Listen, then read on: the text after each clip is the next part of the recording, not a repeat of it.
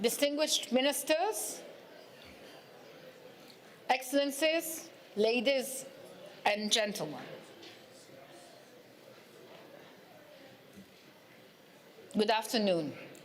I call to order the third leadership dialogue of the international meeting entitled Stockholm+50, a healthy planet for the prosperity of all. Our responsibility, our opportunity.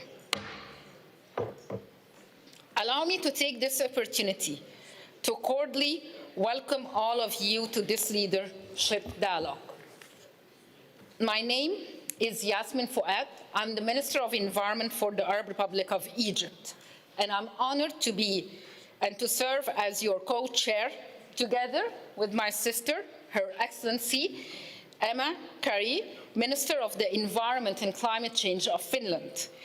The topic of this afternoon's leadership dialogue is accelerating the implementation of the environmental dimension of sustainable development in the context of the decade of action and delivery of sustainable development.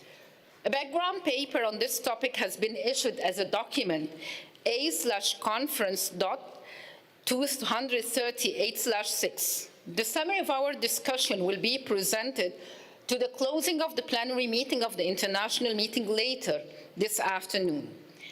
I'm also pleased to inform the participants that this leadership dialogue we will have Ms.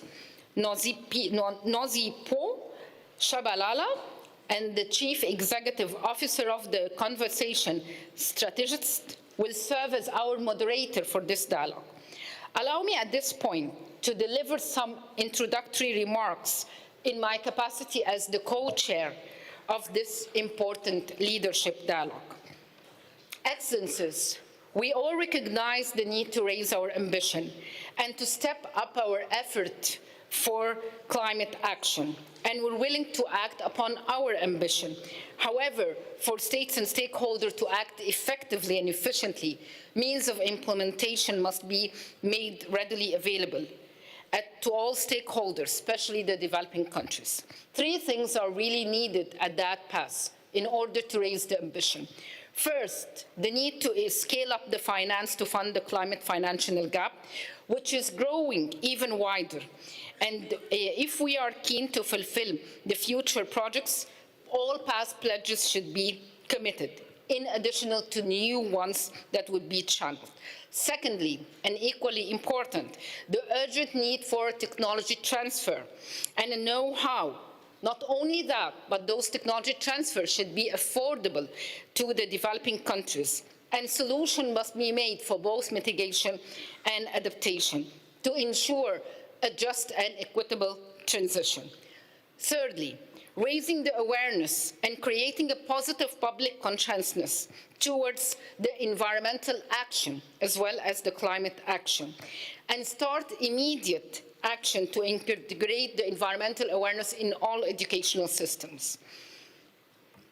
Finally, we realize now that no country can work alone, and we need to do that with the spirit of solidarity, cooperation, and collaboration between various stakeholders. Multilateralism has taught us so, and we need to continue working and striving and making more effort to work into that for a sustainable future that we all build upon the principles of justice and equity, and taking into consideration the respective capabilities of all countries and the historical responsibility associated with climate change. We also should understand that the desired action is possible only if we did not neglect the basic right of the states and the people for the development. The right to progress, to advance, and strive towards development is a fundamental human right. And the above means of implementation support to achieve this. Finally, I ask you all freely to express and exchange ideas in a spirit of openness and cooperation, and to present the recommendations which are ambitious, but realistic, practical, feasible, implementable, because we have no time to waste on this. The world cannot wait for us, and no one should be ever left behind, but we all collectively will push this agenda forward. So in this same place, after 50 years, who will be standing here say, we were able to do it. Thank you very much. I now have the pleasure of giving the floor to my fellow colleague, the co-chair, Her Excellency Emma Kari, Minister of Environment and Climate Change of Finland, to deliver some opening remarks. Minister Emma, the floor is yours.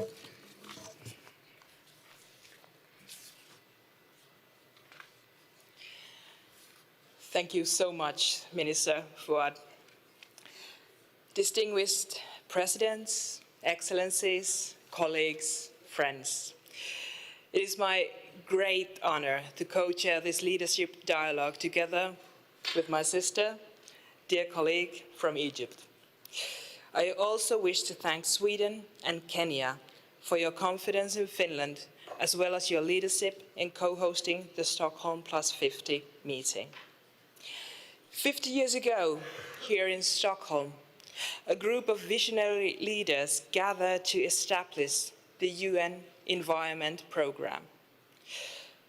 Today, we are here in their footsteps, and we need to be just as bold as those leaders 50 years ago to solve the triple planetary crisis we're facing. We must stop climate change, biodiversity loss, and pollution, and head towards nature-positive and circular economies. The past 2 years have shown that the world is capable of quick transition. Now we need a quick green transition that leaves no one behind. From our point of view, this process towards Stockholm+50 meeting has been effective and intensive. It has been filled with positive spirit and collaboration. Together with UNEP Secretariat, we have managed to compile valuable ideas and proposals for accelerating the implementation of the 2030 Agenda. It is not possible to cover and embrace all the aspects of the rich discussion from the preparatory work. But let me introduce some of the key messages and recommendations. We need to look at where the money goes. Governments, businesses, industry, and financial institutions need to align public and private finance flows with the Paris Agreement and biodiversity objective globally. It is not enough that we use money to actively protect the environment. We must also make sure that none of our investments harm nature or climate efforts. It is absolutely crucial that the governments urgently fulfill their climate finance commitments. However, it is equally important that the governments strengthen capacity for domestic finance mobilization. This would include strengthening taxation capabilities, combating illicit and environmentally harmful financial flows, and employing sustainable and transparent procurement practices. I am encouraged by the broad support to the need of just phase out of fossil fuels. One concrete proposal from the discussions is to develop a plan for a global just transition for fossil fuel dependent countries and communities. Governments should also have a better recognition of impacts of their consumption and production patterns in other countries. And include a spillover analysis in measuring their SDG performance and process. We in Finland have included the donut economics in our national sustainable development strategies. It means that we measure well-being of nature and people alongside with the economic development. The discussions have also underlined that the money alone does not make the change if the institutions and policies are not fit for purpose. Therefore, we should encourage countries to develop integrated government structures and institutional arrangements for policy planning and implementation. Adoption of green budgeting would provide a strong support for a sustainable transition. Another great proposal is to invest in young people and their education, and to integrate sustainable development considerations in educational programs. Governments at all levels are encouraged to consider ombudspersons for young and future generations and for transparently assessing the impact of policy choices of future generations. Finally, Stockholm+50 is a unique opportunity to strengthen international collaboration and effective multilateralism. All actors are called upon to strengthen and create partnerships, initiatives, and alliances to solve environmental and economic crises. The One Planet Network for Sustainable Consumption and Production is an excellent example of such impactful network and partnership. Dear friends, now it's time for your turn to enrich the discussion.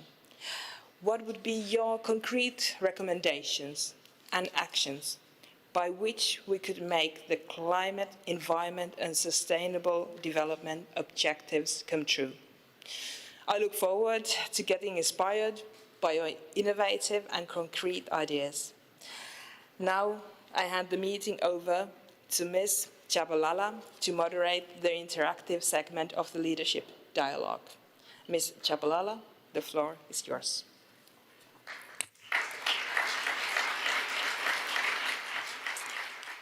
It's a very big thank you to our co-chairs. Thank you very much to the co-chairs. Distinguished guests, ladies and gentlemen, here we are again for Leadership Dialogue 3. I'm going to call up my first set of panelists. It's my pleasure to welcome Mr. Arunba Ghosh, the founder CEO of the Council on Energy, Environment and Water. Joining him is Professor Johan Rockström, the director of the Potsdam Institute for Climate Impact Research and professor at the Institute of Earth and Environmental Science at Potsdam University. Joining the gentleman is Madame Catherine Odora Hoppers, scholar and policy specialist on international development and education, North-South questions, disarmament, peace and human security. Thank you, Madame. And rounding up our panel is Mr. Roy Steiner, the Senior Vice President looking after the food initiative at the Rockefeller Foundation. Now, ladies and gentlemen, as we kick off our very first panel, please allow me to bring to your attention that in this leadership dialogue, we are strictly bound to the 3 hours that we have, and that's because we've got the closing plenary at 6 o'clock sharp. So I'm going to appeal not only to my panelists, but also to every single person making a contribution to the floor today to kindly please observe the 2 minutes that has been allocated. Thank you so much for your kind assistance. Dr. Ghosh, I'm going to kick off the conversation with you. When we go back to access to green technologies, again, it's been a theme that's been bubbling to the surface from yesterday as well as today. And in that conversation, we've included digital technologies as one of the key things we also need to be thinking about. The question to you is, how does your report with the SCI speak to addressing the technology aspects that come from the action gaps? Okay, thank you. If you don't mind, I'll stand up. Yeah. As time is running out, we've got to get moving. In the last decade, we've had about 36 international initiatives on clean energy. Only 4 of them focus on implementing technology transfer. In the last decade, we've had about 30 international initiatives on sustainable agriculture. Only 3 of them provide the innovative financing for different stages of technology transfer. So here's the problem. When we talk about technology transfer, where is the technology? Where is the transfer? I have less than 1.5 minutes left. I'm going to make only two propositions to all of you. First, we need a new paradigm that shifts away from technology transfer to technology co-development. We can't have a sustainable planet which is not a just and inclusive planet. We can't have a sustainable planet that widens rather than narrows the technology divide. So what would this technology co-development do? It would mean pooling resources, not just financial, but technical and human across developed and developing countries. It would mean co-owning the intellectual property. It would mean establishing standards so you reduce trade barriers. It would mean voice in governance. Idea number two. For the technologies of today that are already ready, we need a global clean investment risk mitigation mechanism. So we pool risks across projects, across countries, and bend the risk curve, and reduce the cost of finance.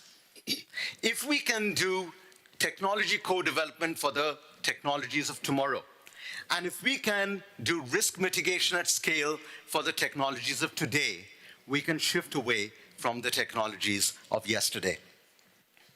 Since Stockholm+50 is not a negotiation, let us push the boundaries of our imagination. You might say I'm asking for the moon. If I am, maybe we'll end up getting the Earth. But trust me, I'm not even asking for the moon. Thank you. Thank you very much, Dr. Ghosh. You may think I may be asking for the moon, but maybe we will just get the Earth again. Sound bites that are coming through, but two very concrete ideas, transitioning from transfer to co-development, and of course, a risk mitigation approach at scale. Professor Åkström, one of the key messages that has been loud and clear is that a healthy planet is absolutely essential for our social and economic progress. It's essential for our well-being, it's essential for our resilience, it's essential for the 2030 agenda, and of course for the SDGs. The question is, how then can we achieve the kind of systems change that we're calling for and that we need to see in the world for equity and for planetary health? It does sound like we're asking for the moon. How do we make sure that we get the moon or the Earth in the process? Yeah, thanks. The system change must start with the science. And we're gathered here 50 years after the Stockholm Conference. And unfortunately, the scientific verdict is clear. We must declare failure. We must recognize that we are at risk of destabilizing the entire planet. That's the point we've reached to. We must recognize that this is a planetary emergency. We've only 8 years to turn things around and decisively move back into safe operating space on a stable Earth system. Is that a path to action? I would say yes, because just look at the proof. The pandemic was a global crisis and we rose to it as a global community faced with a threat. And what did we do? We put up to $15 trillion on the table as a COVID recovery investment. So the science behind a crisis is a real starting point for rising to action. So that is the number one point that I think is absolutely critical. 9 of the 15 tipping point systems that regulate the stability of the planet are showing instability. So we need, as an output from Stockholm+50, a new definition of justice. The justice, as I would now scientifically define it, is every child's birthright to be born on a planet which is as livable as the planet that I, on watch today on planet Earth, was born on myself. We're actually threatening this stability. That was not on the agenda 1972. It must be on the agenda 2022. This requires new governance and legal relationships between humanity and planet Earth. The global commons that we all depend on, the Greenland ice sheet, the Amazon rainforest, the big temperate forest, the ocean dynamics, we all depend on it. They don't respect national borders, but we have to manage them as a collective. What does this mean? It means finance. It means the right of every indigenous community, of every steward of a functioning, healthy ecosystem to be compensated, because we all depend on them. This must be a legal framework for the United Nations. All development must be guided by the science. We've brought forward science-based targets for the planetary boundaries, which gives us justice and equity within a safe space. I would argue today we have evidence that that's the only path to deliver the Sustainable Development Goals. This must now be part and parcel of the core of our movement into the future. Can we do it? The answer is yes. And the good thing is that this requires and enables us to be accountable, because we can therefore measure against science-based quantifications for the delivery of all the pledges and promises that most of you in this room have actually put forward. Yeah. So that is the moment to measure now. Acceleration and scaling can only be done if we follow the principles of, one, recognizing emergency, and two, following and navigating within safe operating space of science-based targets for the planetary boundaries. Thanks. Professor Rockstrom, thank you very much. We must start with the science. We need a new definition of justice, and we need to look at new governance and regulatory frameworks. Succinct and to the point. So let's build on that. Let's build on that. And so I'm going to come to you, Madam Hoppers, as we build on that. One of the key things that came out in the last dialogue in the word cloud was an emphasis on research and education. So I want to go there in that question with you. We know that research and education is absolutely key, but why are plurality and also a shift in terms of paradigmatic approaches to thinking and to education also coming up as key messages? What's the link to a healthy planet? Thank you. These are large questions. These are large questions. To start off with, I'm going to read to you a quote by Foucault. He said, if philosophy of the future is supposed to exist, it must be born outside of Europe,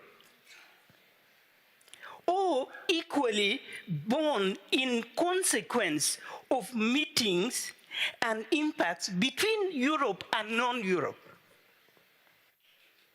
If the philosophy of the future is supposed to exist, it must be born between, outside Europe, or in the interface between Europe and the other. As a people, we know that no community is complete without the other. No society is complete in itself. The other opens us. It enlarges us. Without the otherness of the other, the self is incomplete. And yet we know that the prevailing and dominating worldviews that surrounds us and which we are all compelled to respond to is narrow in its visions, exclusive and detached in its perception of the environment, analytical and deductive in its perception and thinking, linear in its doing, hierarchical and competitive in its management of the fields of activity. We need a fundamental shift, a fundamental mindset shift to move forward. It is incumbent to all of us to expand our understanding and bring what modernity left out in the non-Western knowledge systems. The non-Western knowledge systems. There would find a different way of thinking and being and of the relating to the environment. UNESCO Science and Gender says that modern science does not constitute the only form of knowledge. And closer links need to be established between these and other forms of knowledge. A constructive intercultural debate is in order to help find ways of linking modern science and the broader knowledge heritage of humankind.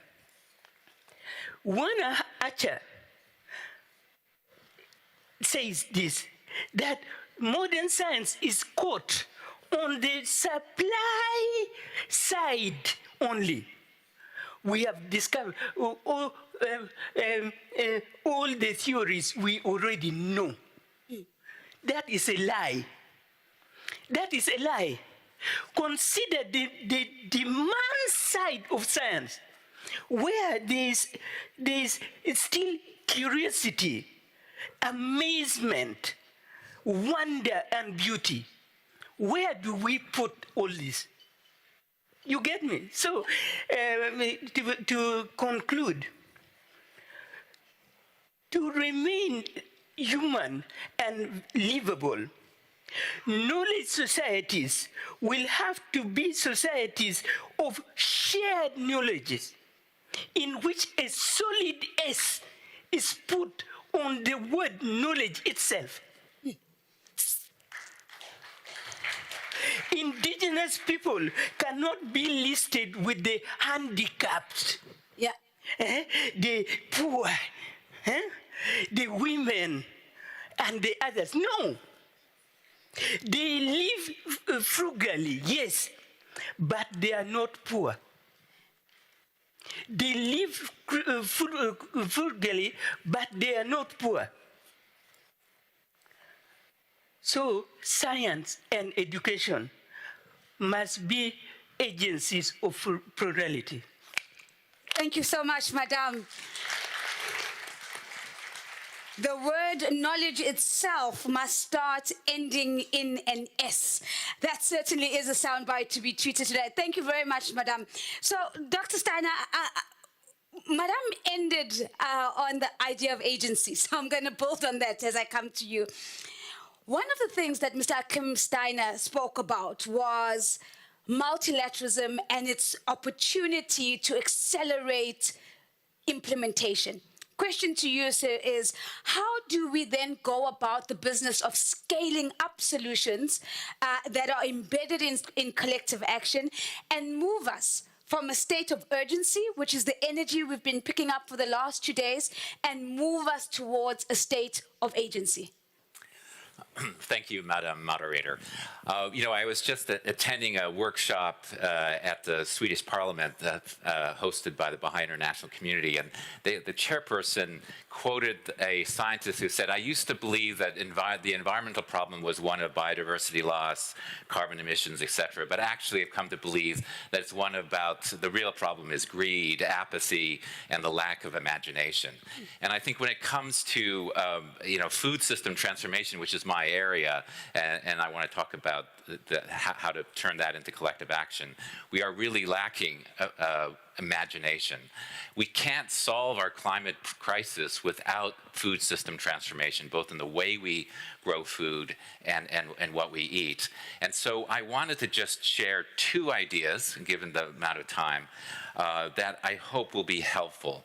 One is, we're facing one of the greatest food crises in our living history. It's going to be far worse than 2008, and we're not seeing the kind of collective action that we need in order to really address that.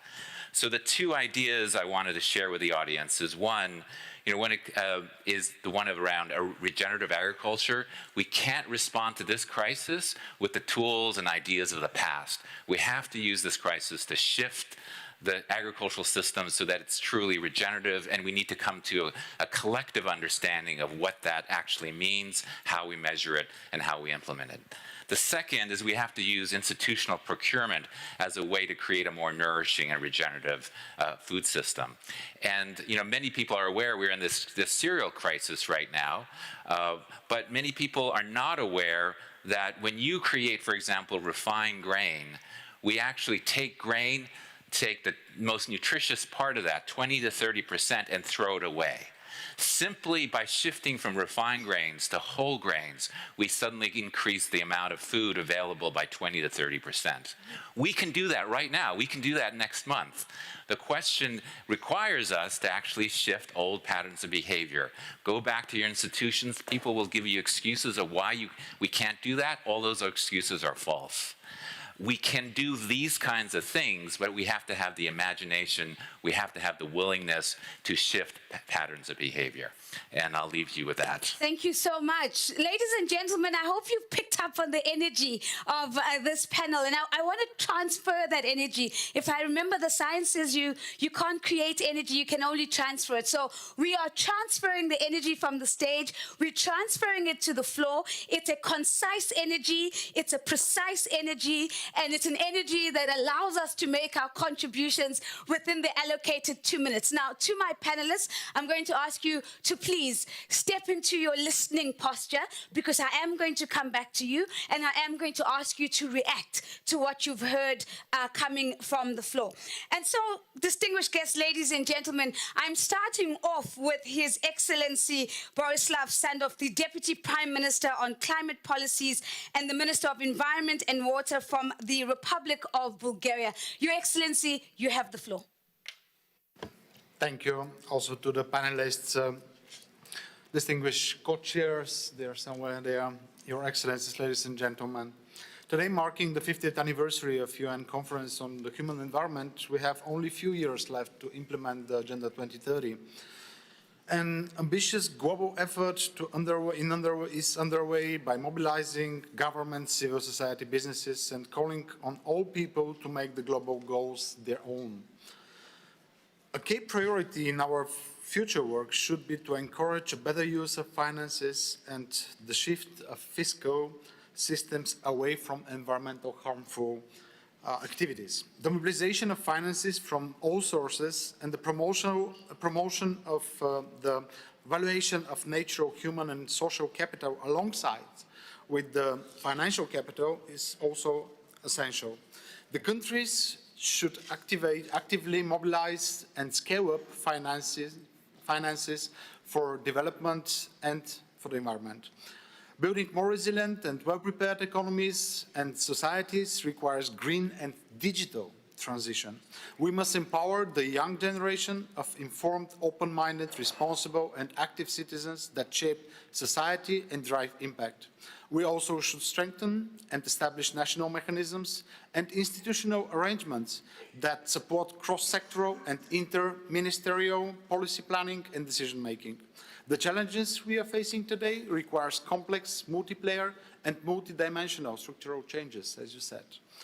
This will lay the foundation for further development of comprehensive long-term concepts for targeting action in different sectors in order to successfully integrate the environmental consideration in the socio-economic policy framework and systems. Thank you. Your Excellency, thank you very much. Ladies and gentlemen, contribution from Bulgaria, very clear actions on what we can take. I'm making my way over to Her Excellency Mirela Kumbaro-Fuhi, the Minister of Tourism and Environment of Albania. Your Excellency, you have the floor.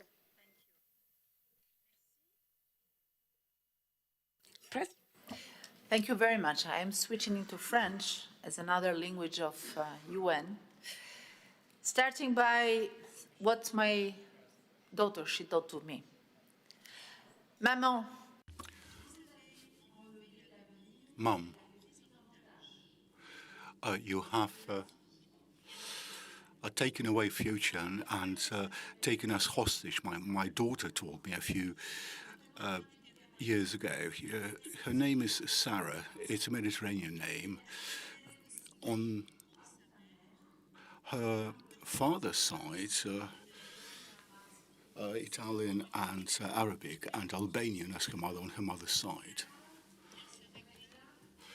She looks for a new identity, which is not mine, but the identity for a new identity for the generation, which is much more aware of climate change, but doesn't as yet have the decision-making capacity, because it is up to us to take decisions. And it is our responsibility to take decisions that would point to the future for our children, how to listen to the earth. Nature. Well, Victor Hugo pointed out that we think that nature is silent, but it does speak, and we need to listen to it.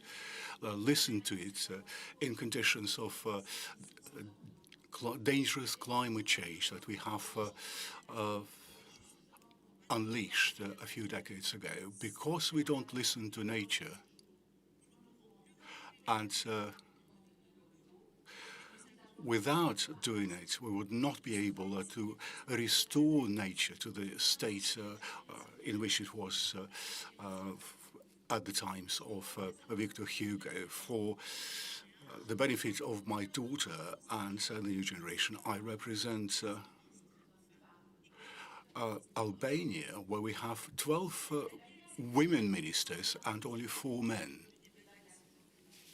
We have actively taken part in the debate on climate change. We have committed ourselves to reduce our emissions of carbon dioxide by a far greater extent than many developed countries. Our energy production is entirely based on renewable energy. At the moment, it is 100% hydroelectric, hydro power.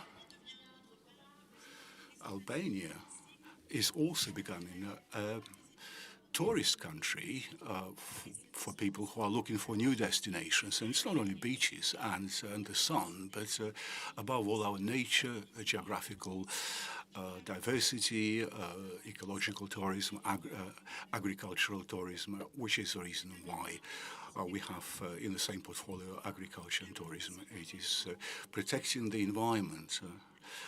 Through protecting the environment, we can guarantee sustainable development. That's why we organized ministerial meetings. Well, the present is difficult. If we hear to what we are saying today and what we were saying in Glasgow, well, I don't have rose-tinted glasses, but I have green-tinted glasses. Thank you very much. From Albania, distinguished guests, ladies and gentlemen, I'm making my way to give the floor to His Excellency Carlos Eduardo Carrera Escaf, the Minister of Environment and Sustainable Development of Colombia. Your Excellency, you have the floor. Well, good morning, good afternoon, everyone. I'm going to do it in Spanish.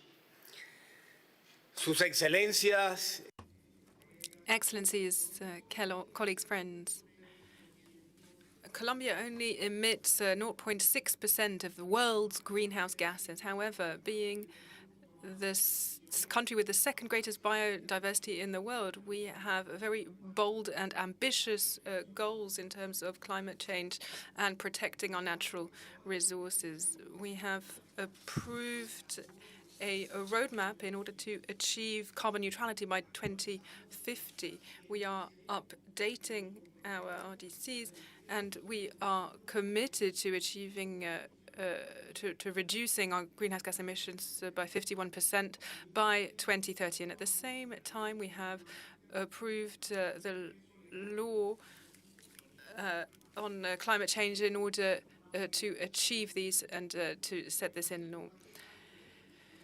We're also changing the investment in our country. This will cost around 1% of GDP by 2030. We are, at the moment, the #1 country in Latin America with a green tax. In order to limit climate change and protect biodiversity. We also have and are promoting a green protocol, working with the Bank of Colombia in order to guarantee 40% of funding for green businesses. We also have emitted bonds for $330 million for the green economy, the circular economy, and protection of biodiversity. Today, we have a national strategy for funding for climate change in order to align with the goals of the Green Fund. Colombia is one of the 27 countries in the world who has set in motion these bonds. And between 2016 and 2021, this tax has generated more than $300 million in order to develop adaptation and mitigation mechanisms. We also have the High Ambition Coalition promoting very high levels of investment and funding. We will achieve protection of 30% of our national territory 8 years before planned, and now we have the resources to do that. These are examples that we share with the world in the hope that this can be replicated elsewhere. We believe that the future coalition that we have to achieve on behalf of the planet must be a coalition of action. Thank you very much for those practical examples with, of course, the possibility of scaling in other regions of the world. Distinguished guests, ladies and gentlemen, I am standing before the distinguished representative of the United Nations Industrial Development Organization. Sir, you have the floor.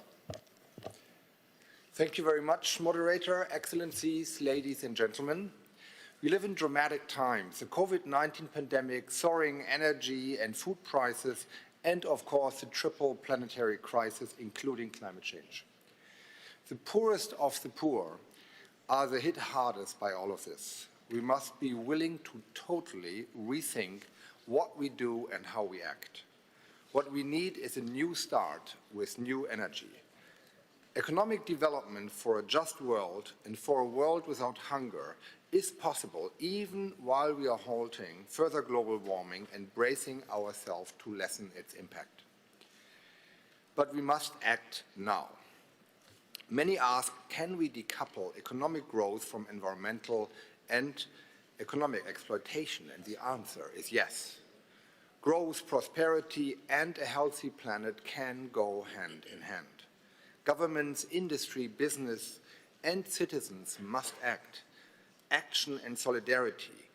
We need to promote access to green finance. We must make the world trade system itself more green. And we need business environments with good governance to bring investment and development for real change on the ground. The example of energy. Almost 1 billion people today live without access to energy. Access to clean energy is a must. We are convinced that green hydrogen can play an important role. It is the energy carrier for the future. A second example, one way to create change on the ground is to accelerate transition to a circular economy and a sustainable consumption and production. That leads to a very practical and actionable recommendation which could come from Stockholm+50. Should we not discuss circular economy and sustainable consumption and production in a forum or a dialogue under the aegis of ECOSOC and reporting annually, say, to the HLPF or UNGA? This should enable a regular global conversation on best practices and policies in identifying and tackling barriers to resource efficiency and circular economy. It would be a powerful instrument for greening the world's recovery and reaping multiple benefits offered by moving towards a climate-neutral, nature-positive and resource-efficient circular economy. We need such progress at scale and with speed. We need circular innovation and homegrown technologies and need to go beyond our comfort zone for all of us, individuals, communities, nations, and the world. Thank you very much. Thank you very much, sir, for your contribution. Again, reaffirming the call for a platform, a dialogue, a forum on the circular economy, looking at sustainable consumption and production patterns as well. Ladies and gentlemen, before me is the distinguished representative of the World Trade Organization, to whom I now yield the floor. Sir, the floor is yours. Thank you very much, Excellencies, ladies, gentlemen. On behalf of the World Trade Organization and the International Trade Center, let me firstly congratulate you for Stockholm+50. Our message to you today is, let's make trade work for the environment, people, and prosperity. The contribution of trade to the goal of sustainable development is enshrined in the founding agreement of the WTO. Similarly, As an agency that's 100% aid for trade, sustainable development is the foundation of International Trade Center's mandate to support small businesses in developing countries to internationalize. The world today is much more interconnected than it was 50 years ago. This reality means that to achieve sustainable development, we need to do much more to align policies, build resilience to shocks, and drive trade, investment, and finance to meet the needs of our societies and planet. The list of challenges is indeed long, but the good news is that so is the list of opportunities. For example, a nature-positive transition could generate up to US 10.1 trillion in annual business value and create 395 million jobs by 2030. This is a win for environment, it's a win for development, and it's a win for livelihoods. There are, of course, many other pathways that can be mutually reinforcing, and this is only but one. The other message to bring to you from us is that we find that there is new energy from governments at the WTO and at the ITC on the environmental sustainability and trade front. Last December, at the WTO, ministers of more than 80 members, representing over 85% of global trade, launched 3 initiatives covering issues such as environmental goods and services, trade-related climate measures, plastics pollution, circular economy, and fossil fuel subsidy reform. Working groups have been established for each area. These initiatives are complemented by the ITC's work to support small and medium-sized enterprises, address environmental challenges, tap into new opportunities, and benefit from global trade. In concert with capacity building of MISMEs, ITC engages closely with a range of stakeholders, including industry, policymakers, financial institutions, technology providers, standards bodies, and buyers. We, WTO and ITC, are combining our efforts to support and accelerate the shift to sustainability and ensuring inclusive participation in the green transition. We will soon be holding our ministerial conference, MC12. This is one opportunity to make the decade for action already succeed with an action, and that is essentially the successful conclusion of the fisheries subsidies negotiations. And let's work together to make it happen for a better future on a healthy planet. Thank you. Thank you very much to the distinguished representative of the World Trade Organization. Ladies and gentlemen, I am making my way to the distinguished representative of the B team. And to you, sir, I'd like to yield the floor for 2 minutes. Thank you, Madam Facilitator. Friends, colleagues, excellencies, as sustainable development is both my career and passion, it's a great pleasure and honor to be with you on this important occasion. The B Team is a global collective of business and civil society leaders working to create new norms of corporate leadership in order to make business a force for sustainable development. We have 5 calls to action which must be achieved in the next 6 months to ensure that the next 50 years of sustainable development is a success. 1. Address perverse incentives and get economics right by committing to environmentally harmful subsidy reform by 2030, including fossil fuel subsidy reform by 2025. This should be a part of a global, the ambitious global biodiversity framework concluded this year and without further delay at CBD COP15. The B Team recently estimated that globally we spend at least $1.8 trillion annually on subsidies that destroy nature. This is equivalent to 2% of our global GDP. We are in the midst of a planetary emergency. The first rule of first aid is to stop the bleeding, and we are hemorrhaging. 2, secure the universal human right to a healthy, clean, and sustainable environment at UNGA in June 2022. We must urgently strengthen the legal aspect of sustainable development and provide a legal underpinning to environmental and climate justice. 3, enhance transparency and accountability by supporting harmonized ESG standards via the International Sustainability Standards Board. Financial regulators in all geographies should align with the ISSB's global baseline for corporate sustainability reporting to provide transparent, comparable, and consistent information for capital markets. 4, address unsustainable lifestyles by agreeing an ambitious and coherent sustainable consumption production strategy for the next 10 years at UNGA by the end of 2022. The new global strategy must be co-designed through an ambitious multi-stakeholder, multi-sectoral, and multilateral process, including businesses of all sizes. 5, set a precedent on cooperation and solidarity in the context of sustainable development by securing a TRIPS waiver on vaccine equity at the WTO this June. The pandemic has shown that our economic and legal systems currently favor property rights, including intellectual property rights, over human rights. Therefore, this precedent is vital for sustainable development. For example, roughly 70% of developing countries' NDCs state that technology transfer and knowledge sharing is necessary for the achievement of climate targets. And we've just proven that we are bad at sharing. All of these calls to action, and indeed all of sustainable development, must be delivered through a just and inclusive transition in response to the triple planetary crises. This includes national-level just transition plans, commissions, and funds, as well as urgent debt relief for developing countries in order to provide the necessary fiscal space for the implementation of sustainable development. We look forward to working with all of you to make our common future a peaceful, fair, and green one. Thank you for your kind consideration. Thank you to the distinguished representative from a B team.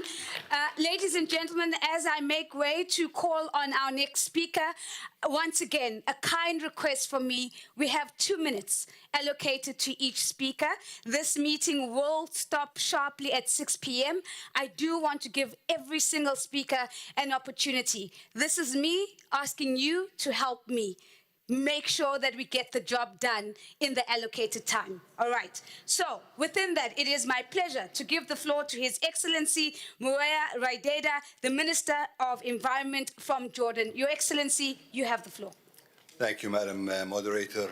Dear friends, today's meeting or dialogue is about accelerating the implementation of the environmental dimension of sustainable development. To be able to do that, we must move forward with a united sense of urgency. And we have to come up and bring forward solutions that are socially equitable, that take care of the planet, our nature, and the inhabitants of this planet. They must be environmentally and scientifically sound, and they must be economically and fiscally sound. We have to engage our youth. We have to engage 50% of the population. Women, they have to be part and parcel of this solution and moving forward. Our local environment with its specific needs, and our community culture and history. We have to be innovative. We have to embrace the digital revolution, and we have to build up capacity and share experiences. And we have to prepare. We must put forward the plans and strategies and policies needed to be able to do so. In Jordan, we have our climate change policy for 2050. We put forward our NDCs with an ambitious 31% target. And we also have our Green Growth National Action Plan.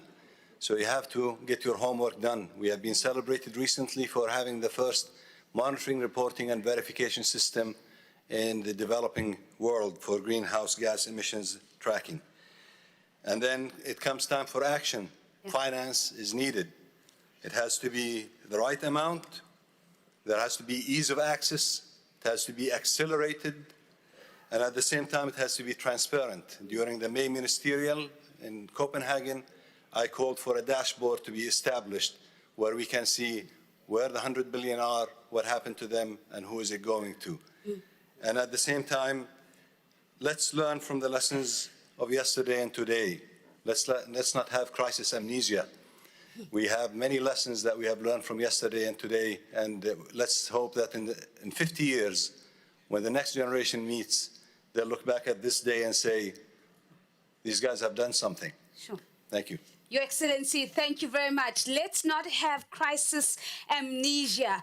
Distinguished guests, ladies and gentlemen, I'm making my way to His Excellency Nassar Nuruddini, the Minister of Environment and Physical Planning of North Macedonia. Your Excellency, the floor is yours. Thank you, dear Madam Moderator, dear Excellencies, dear ladies and gentlemen. I'll start off by informing you what our wonderful little country, which is a very committed European country, North Macedonia, has done. We have actually handed in our new enhanced NDC last year, which is a very ambitious one, to decrease the greenhouse gas emissions by 51%, which is a net of 82 by 2030. In order to do that, we've taken the green scenario from our national strategy for energy development, and this means that we're going to decommission our coal-fired power plants by 2030 latest. The roadmap to actually implement the enhanced NDC focuses predominantly on the sustainable development, green growth, affordable energy, and access to modern services. And one of the key measures we are prioritizing in our country is energy efficiency, because the cheapest and cleanest energy is the one you don't use.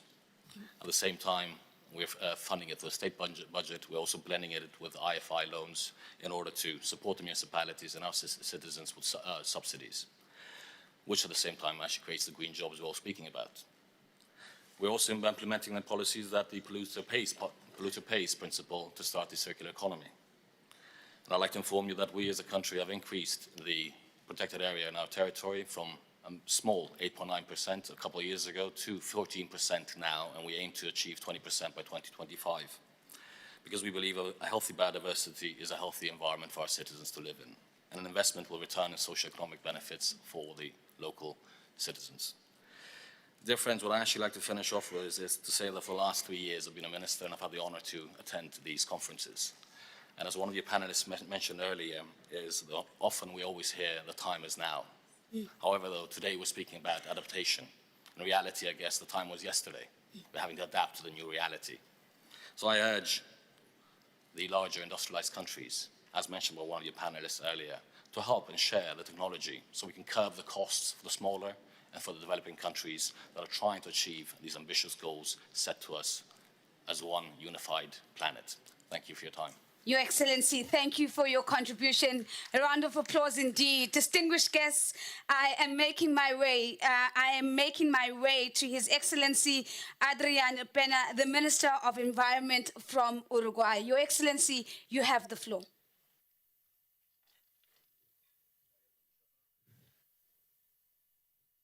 Bien. Muy buenas tardes. Yes, good afternoon. Thank you very much for giving me the floor, this opportunity to participate, and we're delighted I'm here on behalf of Uruguay. Uruguay is a country whose electrical grid is 80% renewable and does not have any major challenges from an environmental point of view, but we are fully committed to the transition to sustainability and the environment, and specifically in relation to its productive mechanisms. And that is where the transformation is happening for us.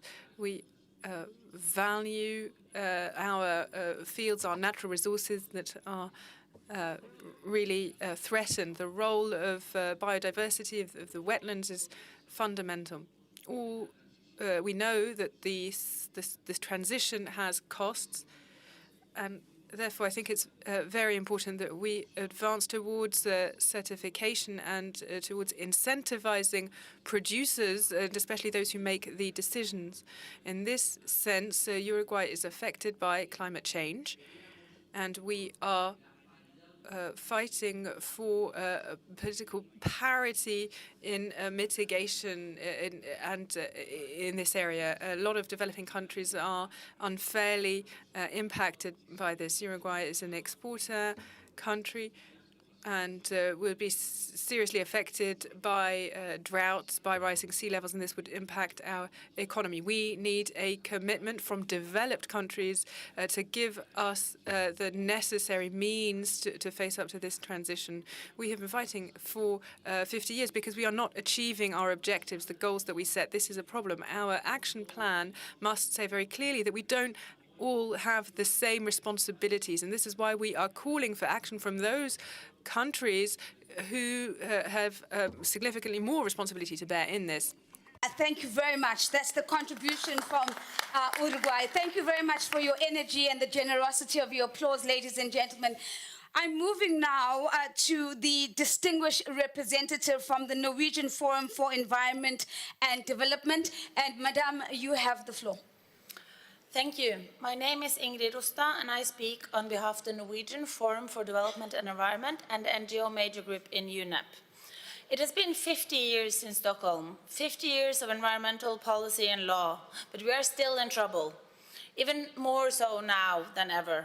We need to make a significant change in our relationship with nature and in our understanding of what progress and development means.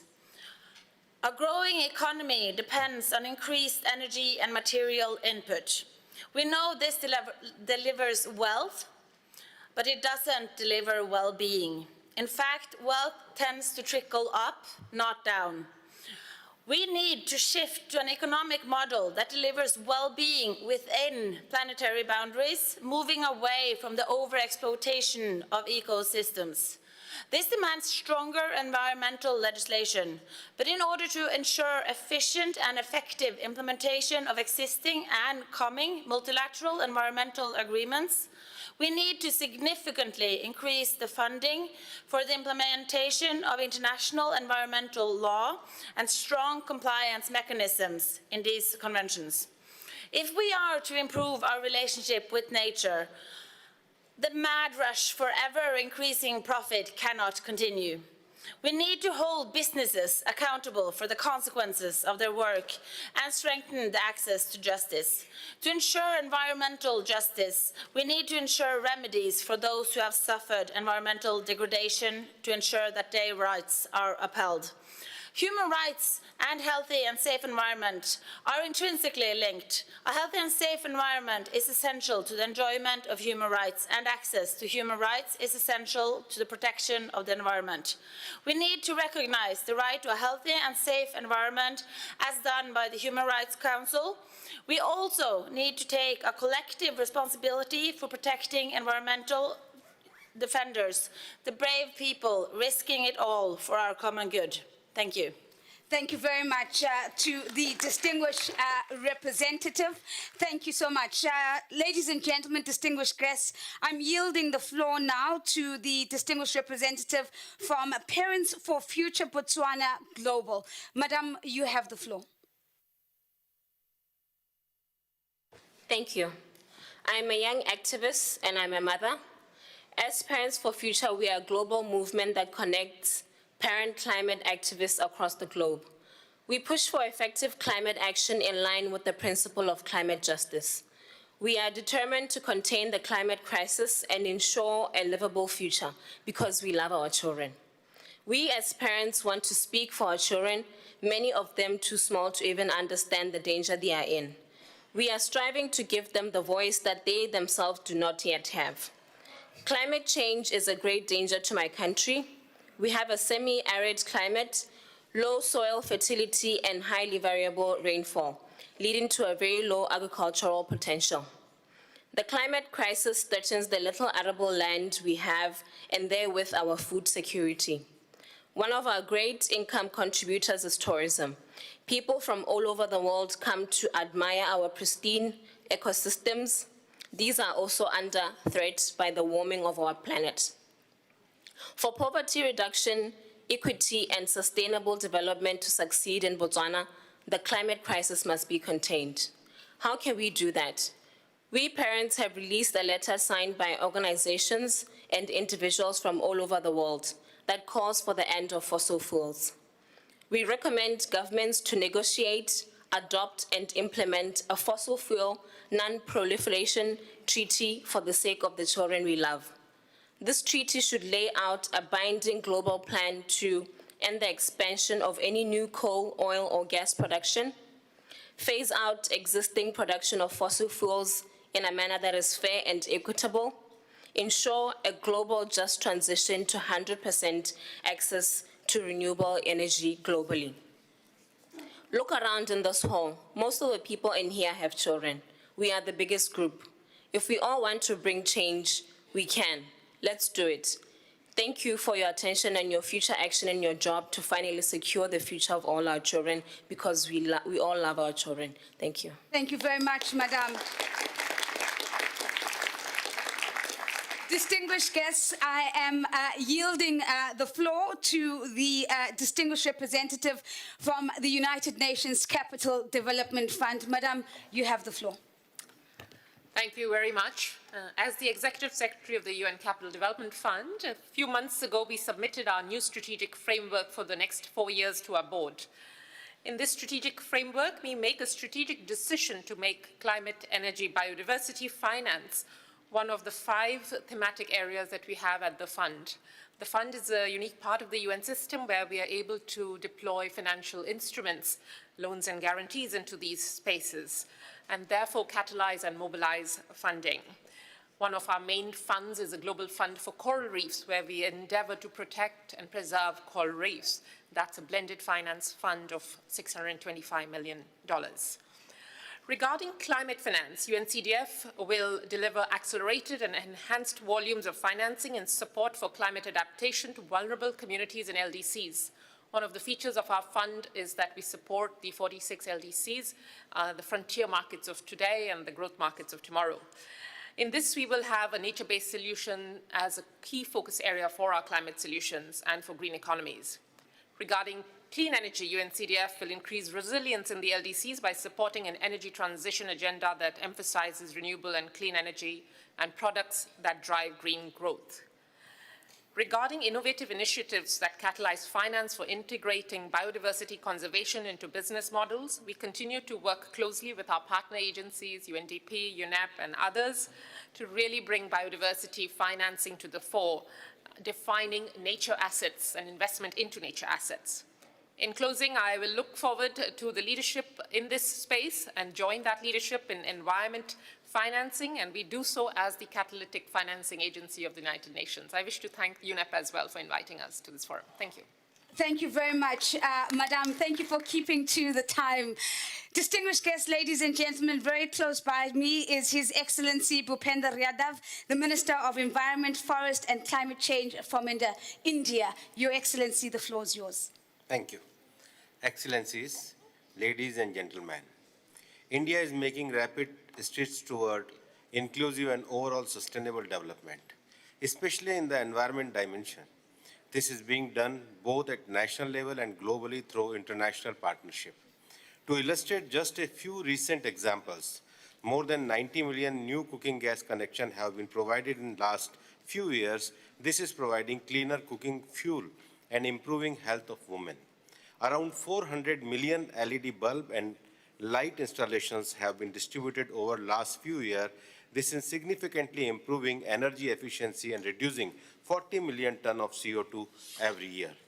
World's first fully solar-powered airport is in India.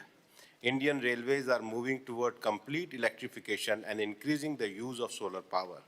India has already reached a figure of 158 gigawatt of renewable energy installed capacity. Renewable are now more than 40% of total installed capacity. Energy intensity of our economy was reduced by 24%. India is the world's fastest growing large economy, and all efforts are being made to decouple this further from GHG emissions. India's total forest cover has increased to more than 24%. Prime Minister Modi gave a call in Glasgow for all of us to adopt lifestyle for environment. Mindful consumption patterns and lifestyle can accelerate the transition toward our collective sustainable future. India is also making all of effort toward collective action and building partnership in the spirit of SDG 17 to strengthen climate action. Some of these global initiatives including International Solar Alliance, the Leadership Group of Industry Transition, and the Coalition for Disaster Resilient Infrastructure. India is also engaged in a large-scale project with a number of developing countries partners to help them achieve more sustainable, inclusive, and environmentally sensitive development solutions. We remain committed to continuing on the path of ambitious climate action and build international and global partnership to achieve greener transition for achieving Agenda 2030. Thank you. Thank you very much, Your Excellency. Distinguished guests from India, I am making my way to Rwanda to yield the floor to Her Excellency Jeanne-D'Arc Mujomoaria, the Minister of Environment from Rwanda. Your Excellency, the floor is yours. Thank you. Excellencies, there is no doubt that we need to move faster, not just because this is the decade of action, but because science, our environment, and our future all demand it. I am pleased to share perspectives from Rwanda for this leadership dialogue, and we are glad to learn from others today. Like many climate-exposed countries, Rwanda is working hard to both mitigate our limited emissions and increase our resilience and adaptive capacity. We still know, however, that we are not doing enough. Following the Stockholm+50 consultations in Rwanda, key actions were brought forward as solutions to accelerate sustainable development. First, we need to fast-track, scale up, and disburse far greater levels of climate finance. We need to stop destroying the natural assets we still have left and invest in restoring degraded ecosystems. We also need to protect our soil as if our lives depend on it. We need to bring private sector players to the table and access the trillions of dollars of capital and assets they manage.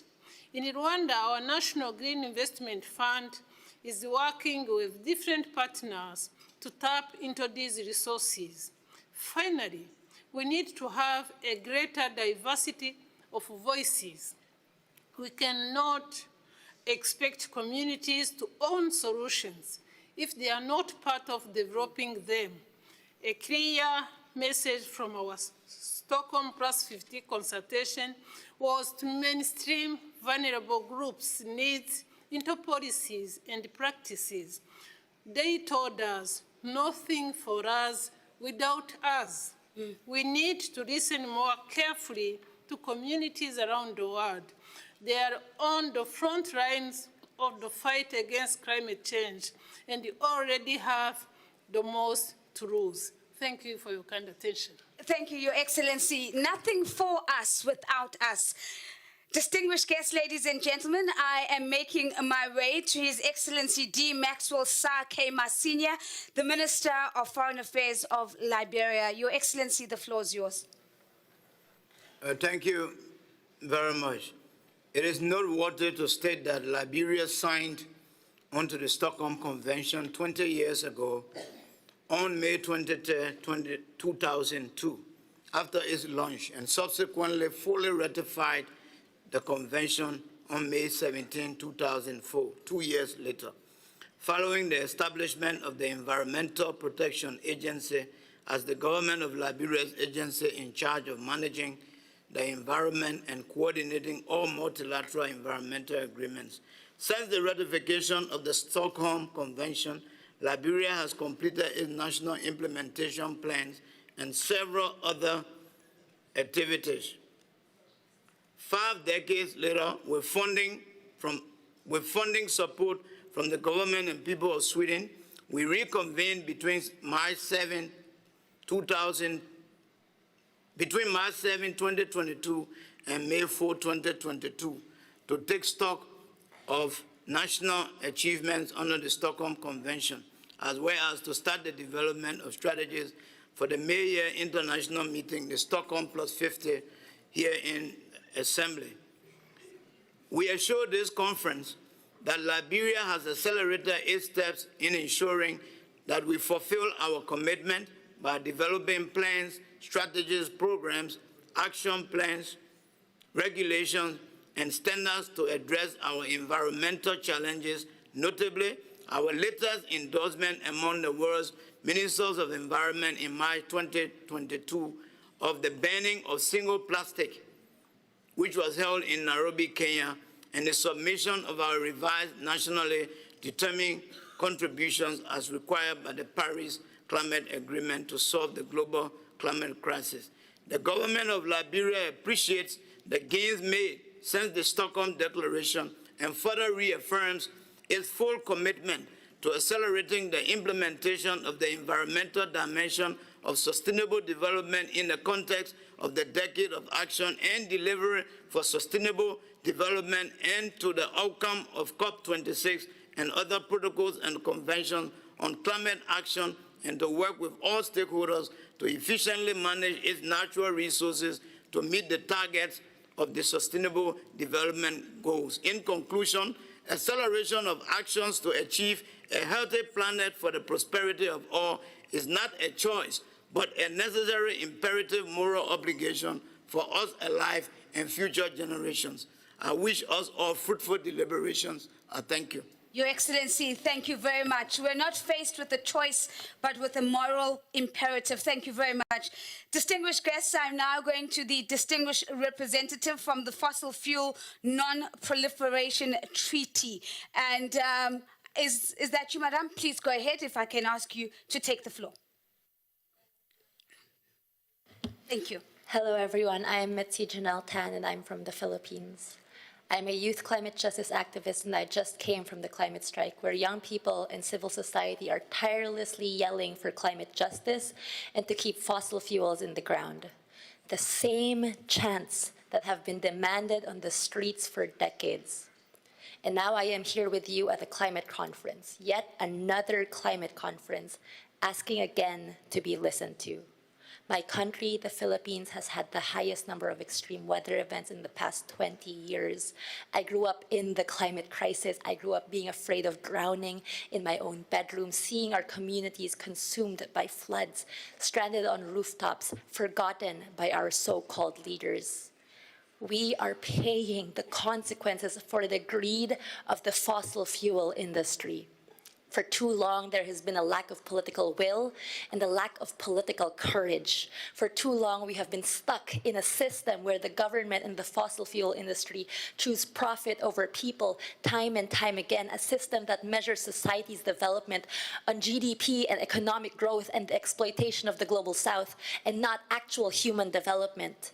For too long, we have been focused on setting emissions and repeating rhetoric while building more of the problem. Countries are now on track to produce twice as much oil, gas, and coal than can be burned if we are to meet the goals of the Paris Agreement. What are our leaders doing? Where is the leadership? Environmental defenders and activists are being criminalized and called dangerous radicals. My country, the leaders, fascists and dictators have risen into power. Oil, gas, and coal production and emissions are a primary threat. We need a fossil fuel non-proliferation treaty. We need to ensure a just and equitable phase-out of fossil fuels and finance the transition for developing countries. I hear you say that markets will decide who produces what, but if we leave it up to markets, there is no justice. Where is the leadership? It has been 50 years. Will it take another 50? We do not have that time. We need to move at speed, and we need to move at scale with courage. At the climate strike, I saw that courage. I saw that true international collaboration, and I hope that you join us. Let us build a better world together, one without fossil fuels, one that is sustainable, one that is built on justice, one where no one is left behind. Thank you very much.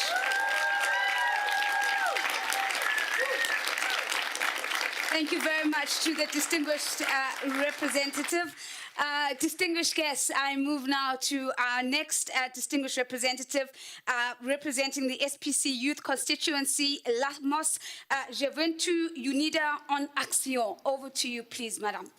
Dear Chair, Member States, and distinguished colleagues, I am Dalia Marquez, Global Focal Point of SDG 12, and I am speaking on behalf of the Stockholm+50 Youth Task Force. The triple planetary crisis called our attention to the search for mechanisms for a post-COVID recovery with new development patterns. In this sense, we need environmental education.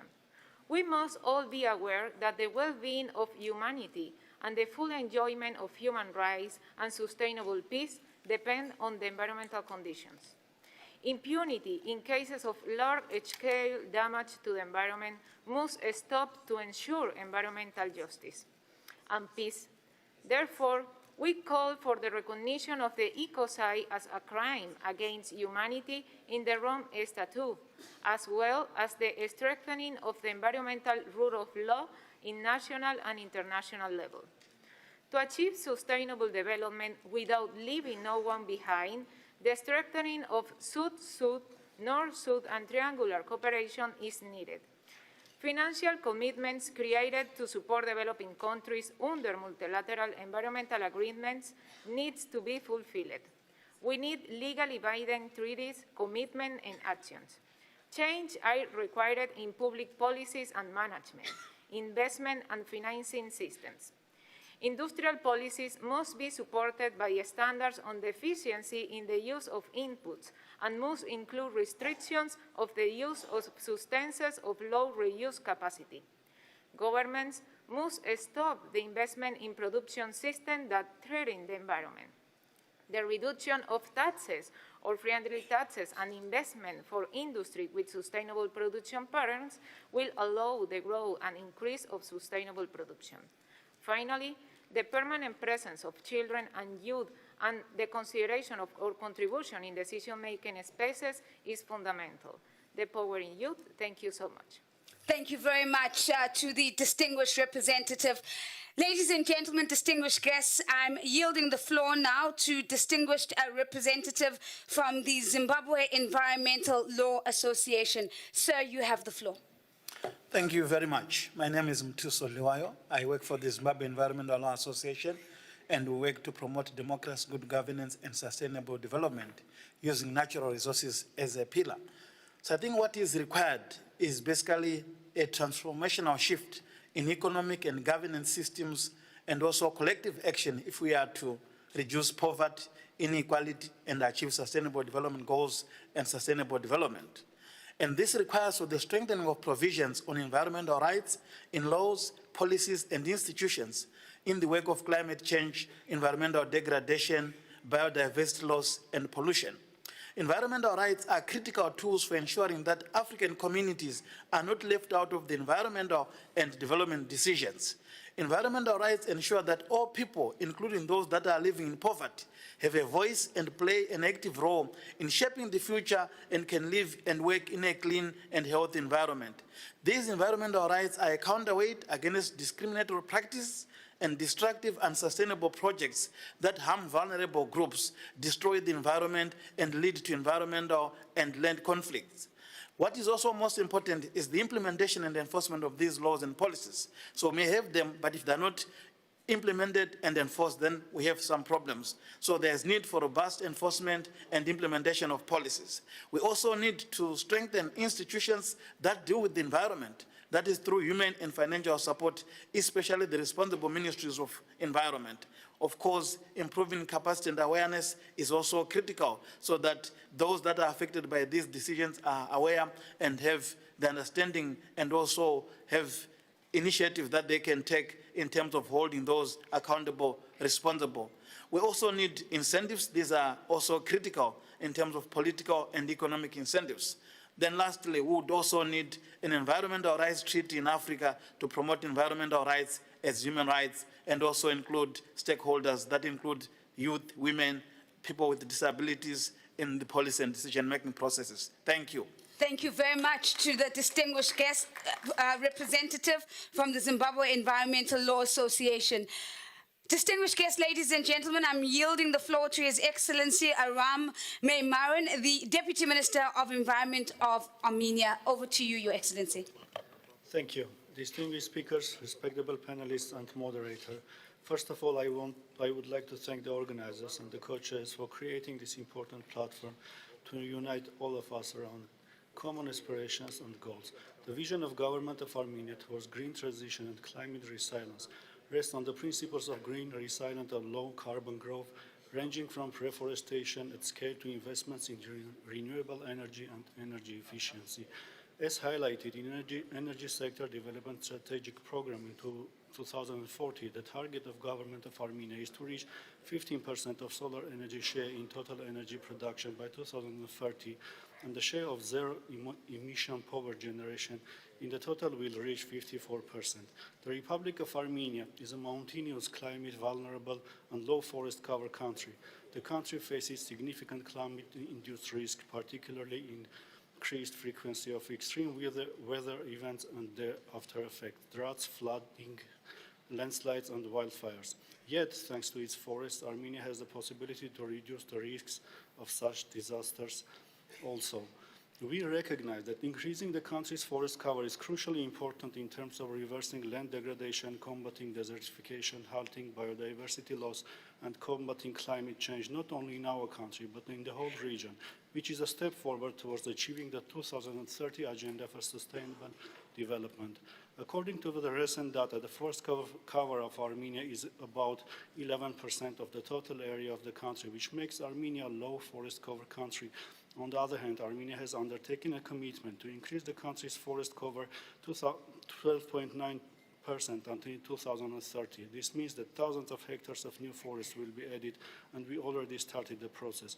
Moreover, the Republic of Armenia initiated the process of renewing national forest policy and strategy, which will be an important tool to facilitate the governance of Armenian forests. To sum up, given the worldwide environmental challenges and their irreversible impact on our planet, the Republic of Armenia clearly understands that it is time for bold actions. We see one of the solutions in massive enhancement of forest cover in the country, and we thank all member states, UN agencies, and international organizations, multi-stakeholder groups, and the private sector for supporting us to advance the global environmental agenda and ensure a sustainable future for the next generations. I thank you for your attention. Your Excellency, we thank you for your contribution. So to my panelists, 2 more contributions from the floor before I come back to you. And I'll also be calling on our co-chair from Egypt for her reactions and remarks on what she's heard. But for now, I'd like to turn our attention to His Excellency James Andrew Brown, the Minister of State, Department and of Justice of Ireland. Your Excellency, the floor is yours. Thank you very much, and I would like to thank the organising countries, Sweden and Kenya, not just for bringing us here today to commemorate 50 years since the Stockholm Declaration, but also for their continued leadership within this space. The COVID-19 pandemic created unprecedented challenges for all of us, but it also provided us with an opportunity to reconsider our way of living and emerge with new ideas and visions for the future. Digital solutions and emerging technologies are now within reach. As we find ourselves dealing with multiple crises, climate change, biodiversity, energy, war, increased international collaboration is key to determining our way towards a greener, healthier and safer future for all. The importance of strong multilateralism in regard to accountability as well as knowledge sharing is undeniable. Globally, we need to major transitions across sectors, including energy, transport, industry, agriculture. But to achieve this, we also need to increase and innovate our financial flows. It is a crucial fact of the climate crisis that some of the least responsible countries face the greatest negative impacts. Many developing countries are already experiencing extreme weather events at an unprecedented scale and frequency without the means necessary to adapt. Effective climate and environmental finance should support people in developing countries to prepare for a resilient future without increasing other vulnerabilities. In this regard, Ireland continues to provide and advocate for the provision of grant-based finance.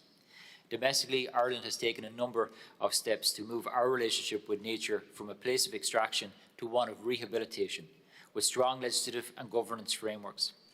New climate legislation enacted last year sets legally binding emissions reduction targets of 51% by 2030 and a climate-neutral economy no later than 2050.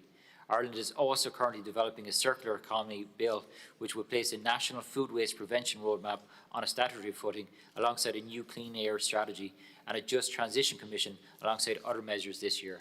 And this week, we must place intergenerational equality, the fulfilment of sustainable development goals and nature-based solutions at the forefront of our discussions to protect people and our planet. I welcome the opportunity to hear more of the experiences and approaches taken and proposed by our fellow member states on this very special occasion. Thank you. Your Excellency, thank you very much. Contribution, ladies and gentlemen, from Ireland. Our final contribution from the floor at this point of the Leadership Dialogue comes from Mr. Yusuf Muyad, the Director General at the Ministry of Environment of Iraq. The floor is yours, sir. Okay. Thank you. Shukran.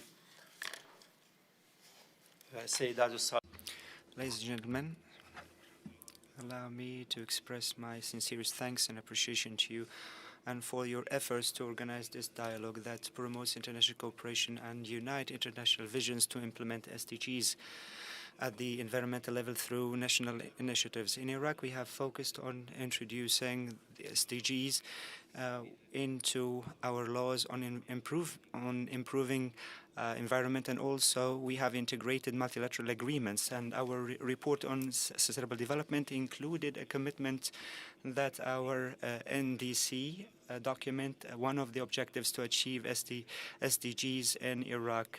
The implementation of our nationally determined contribution document focuses on preserving natural systems and also to focus on nature-based solutions, and also to encourage renewable energy and to reduce greenhouse gas emissions.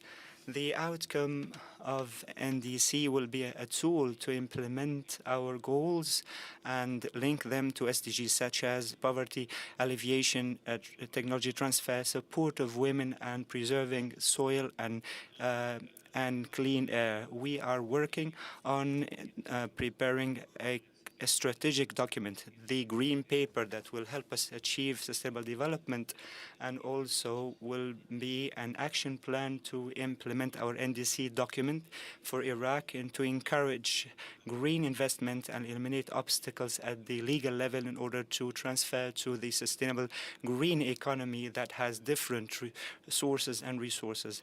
And we will also provide green opportunities to integrate young people. We have a vision to accelerate the implementation of the environmental dimension, and we will focus on integrating young people, and we will introduce flexible legislation, and we will ensure real participation of NGOs and civil society through a participatory approach, and we encourage regional and bilateral partnerships.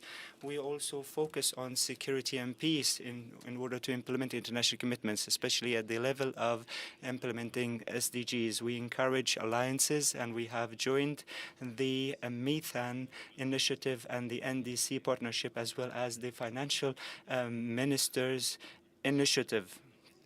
The Iraqi Central Bank has announced an important initiative to finance transfer towards green sustainable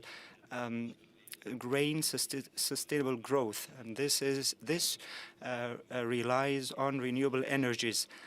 And there is also a new initiative by the Central Bank of Iraq to address desertification in Iraq. I thank you very much. So, ladies and gentlemen, that does conclude our first round of contributions from the floor for Leadership Dialogue 3. And so I'm coming back to my panelists, coming back to one of our co-chairs as well. And the request is a difficult one, but I hope that I'm quite confident that you're going to rise to the occasion. This conversation has been all about the how. How do we go about accelerating the implementation of the environmental dimension? It has not been about the why or the what. I think there's been a strong alignment. It's really on the how. So, having listened for over an hour, I think we can all agree that there is no one silver bullet that's going to solve it. So, this is what makes the conversation a bit hard. But what I am going to ask you to do is to reflect for us if there is one priority that you would lift to the surface and to say, as a priority, if we did this, it would fundamentally move us forward in the acceleration of the implementation of the environmental dimension. And that's what I'm looking for, and I'm looking for it in 30 seconds and less. So I'm going to start off with yourself, Dr. Ghosh, because you're closest to me. One how that you think would be absolutely fundamental and impactful. I heard that we have crisis amnesia. I heard that we have to listen to those who are not at this table. I heard that we need enabling policies for finance and trade. But the biggest takeaway for me, the one how, is that partnerships have to be inclusive. SDG 17 is not just the last SDG. In a circular economy of SDGs, it should be the first SDG. Partnerships that are inclusive for the things that are difficult, for the countries that we have not included previously, for the technologies and industries that we have not previously targeted, and for the risks that we have not previously mitigated. Thank you very much. Partnerships that are inclusive for the things that are difficult. Thank you very much, Dr. Ghosh. Let me move to Professor Rockstrom. One how that you think that having listened in would really make sure that we're moving at a faster pace than we've moved before? Yeah, no, I think this has been a really rich discussion, and the number one takeaway for me is that we have to redefine time. We have to understand that what's happening right as we speak, with all the fierce and humanitarian impacts at 1.2 degrees Celsius warming, which is unacceptable, is only one small part of the challenge. What comes forward from the youth voice, what comes forward from the Parents for the Future, what comes forward from many of you, Minister for the Environment, is that what really counts is the irreversible changes that will leave our planet less livable for all future generations, and they will be starting to drift away from livable conditions on Earth, and that this is not factored into the economy. It's not factored into our finance. It's not factored into governance because we're unable to put precious value on time beyond election cycles or the quarterly reports. And this is our children. This is the future of humanity on Earth. And now is the time to rethink time and thereby revalue. Just as we heard from the WTO, it is a willingness now to rethink the fundamentals of what we value, both in economically but also humanitarian. I think this has been a very rich pathway. Redefine time, please. Redefine and revalue time. Thank you very much, Professor Rockstrom. Madam Odora Hoppers, one how that will help us move at accelerated speed. We need the rights of different traditions and forms of knowledge to coexist for science to survive. This coexistence must be in public without duress. Thank you. Thank you very much, Madam. A coexistence of knowledge systems in order for science to survive. Thank you very much. Mr. Stein, I'm closing it off with you. One how for acceleration towards the implementation of the environmental dimension. Well, from a food system perspective, it's, change how you're eating and why you're eating. But I think really fundamentally, it's really what was said earlier. We have to value the voice of the youth and future generations. That's the thing that's really going to change. You need to value the voice of the youth and future generations. I'm going to ask my technical team to please assist and make sure that our co-chair has a microphone, but I think she does. So, Your Excellency Fouad, as you reflect on what you have heard, what would you say is potentially the one how that you would bring to the surface right now? It is the how, thank you, moderator, it is the how that would make the balance. I think that the idea that was brought all over the discussion, but was really tangibly captured with the panelists, is the idea of the technology co-development. Because that brings it very closer to the national and the local context. Yeah. And that's the whole challenge that we're facing. It's a vicious circle. The finance to get the technology, there is the technology, transfer the know-how, localize that and nationalize that, bring it closer that it could be replicated and upscaled. So it's, I see the double facade very quickly. The technology co-development will accelerate the action of the environmental dimension in the sustainable development plans, together with the de-risking of having a global financial mechanism for a de-risking that would include everyone around the table and accelerate the action. Thank you. Your Excellency, thank you very much. Ladies and gentlemen, might I ask you to join me in a round of applause for our panelists, please? Thank you very much. Thank you for your contributions. You have been absolutely electric. Thank you very much. If I can ask you to descend on the stage on that end. Now, ladies and gentlemen, we're coming to our final panel for Leadership Dialogue 3.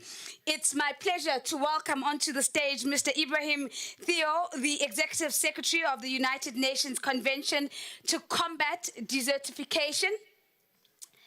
And as he comes up, he is joined by Madame Christiane Zakour, Small Islands and Developing States Regional Facilitator and UNEP Major Group for Children and Youth. Thank you very much. And you may come and claim the seat closest to me, and we'll then reserve that seat for Madame Christiane. Ladies and gentlemen, joining us as well is Mr. Karthik Balakrishnan. He is the co-founder and president of Actual. Thank you very much for being here, Karthik. And closing off the panel is Madame Valerie Hickey, the incoming Global Director for Environment, Natural Resources and Blue Economy of the World Bank. Thank you very much for your participation, and I look forward to the engagement. Now, ladies and gentlemen, we repeat our process once again.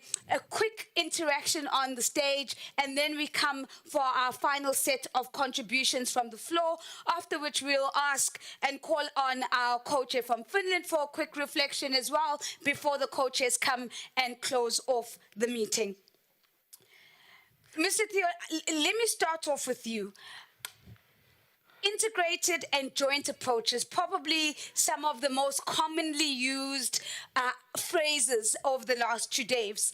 Phrases that we know are evidence of the belief that they can accelerate effective climate action, they can lead to ecosystem restoration, they can lead to pollution prevention and disaster risk reduction. The question is, can you tell us how the recently announced multi-partner Abidjan Legacy Program at the COP of the UNCCD can serve as a model, in particular to address such joint responses? Thank you very much. As you know, Abidjan, Côte d'Ivoire, was the capital city of the world in terms of sustainable land management when they hosted last month the Conference of the Parties to the UN Convention to Combat Desertification. Not only were a great host, but the leadership of the country decided that maybe we need to rethink the way we have been exploiting and managing our land. As you know, Côte d'Ivoire is one of the countries in the world whose economy is based on agriculture. If you have enjoyed a tablet of chocolate or maybe a drink of chocolate over the last 2 days, the likelihood of it's coming from Côte d'Ivoire is quite high, or Ghana, you know. So the economy is based on agriculture, and yet they have lost probably 80% of their forests, and they are depleting their land, their soil. So the leadership of the country said, we need to rethink and see how we can actually fight against climate change, improve our economy, have more stability, get the integrated approach that we are talking about, still enjoying the natural capital of ours, because the best asset we have is land, soil. We produce, we eat, we drink, we wear clothes, we breathe air. All of that is, part of it is coming from land. So a country like Côte d'Ivoire said, probably we need to rethink, because the next 50 years may be very difficult unless we redress the situation. So call it land, call it biodiversity, call it climate or poverty reduction, it's the same. Ladies and gentlemen, we live in one planet, we have one land, one earth, and we have been exploiting, mining this resource. Now it is probably time for us to think about how we can manage it, move from mining to managing. And it is possible to do that only if you are in a position to actually look at your soil and the productivity of your soil and make sure that you are not jeopardizing your economy by over-exploiting your soil. If you are inclusive, if you are you have an approach that goes to the last mile, to the last person who is on the farmer is actually benefiting from their exploitation. In a country like Côte d'Ivoire, it is also important that you transform locally. They produce cocoa. They are the first producer in the world. Only 5 or 6% of the economy of cocoa remains in Côte d'Ivoire. Sure. Everything else is exported. Now they said we have to rethink this. If you want to create jobs, if you want to create a strong economy, if you want to be resilient, if you want to reduce immigration, then it is important that this is transformed locally. We can still export. The world will still continue to enjoy our resources and the beauty of our nature, but we have got to create the economy that is necessary for them. That is really what the legacy program is. It's the President of the Republic, the Prime Minister, and the entire government that is leading them. Now, we told them we are very happy to see this, but we would like to encourage the government of Cote d'Ivoire and the people of Cote d'Ivoire to really think about the farmers. Yeah. Until you improve the conditions, the living conditions of your farmers, you may not achieve what you want to do. So it is about land and soil and climate, but it is first and foremost about the farmers of Cote d'Ivoire. Thank you very much. And that beautiful analogy of moving from mining to management and showing us a model that allows us to do exactly that. Christian, let's bring your voice into the future. Many in this room might say that we are borrowing from the future to invest in today. Question to you is, what do you see driving the key investments that are needed to revitalize a common future, and how do you see that? Well, some might say that we are not borrowing from the future, but stealing. Over the past 2 centuries, our focus on exploitation and consumerism has only accelerated to the detriment of our environment and societies. It is clear that we need a systemic change to ensure that we have a common future in the first place. We need 3 key principles to serve as a foundation for investments in our future and rethink the way that we measure value and risk. First, we need stronger transparency and accountability policies.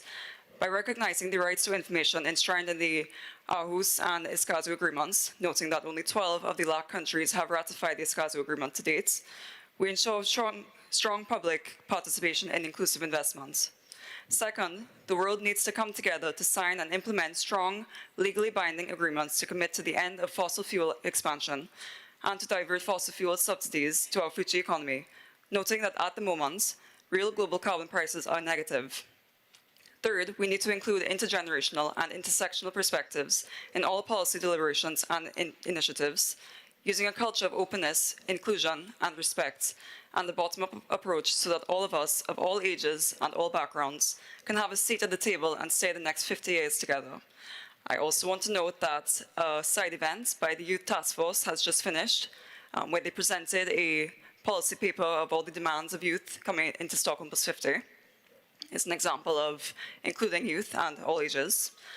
Celebrating the next 50 years is well and good, but the truly important task is ensuring that Stockholm+100 is also a celebration.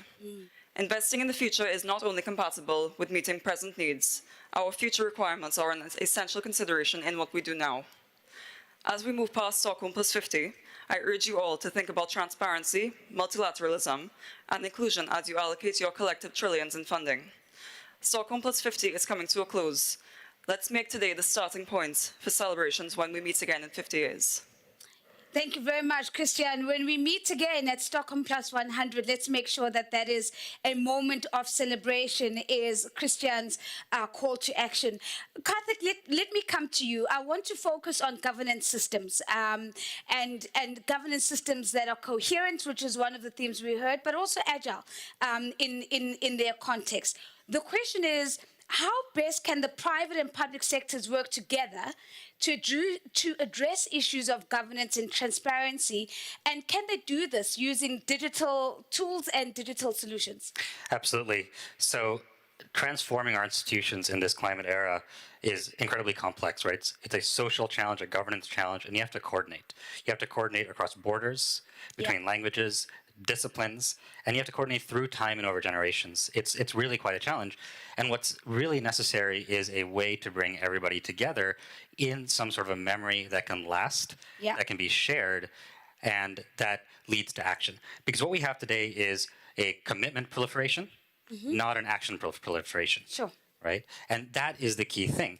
And if we want to create systems where the public and private sector can act together, we first have to understand the root cause of why we have so many commitments and such little action.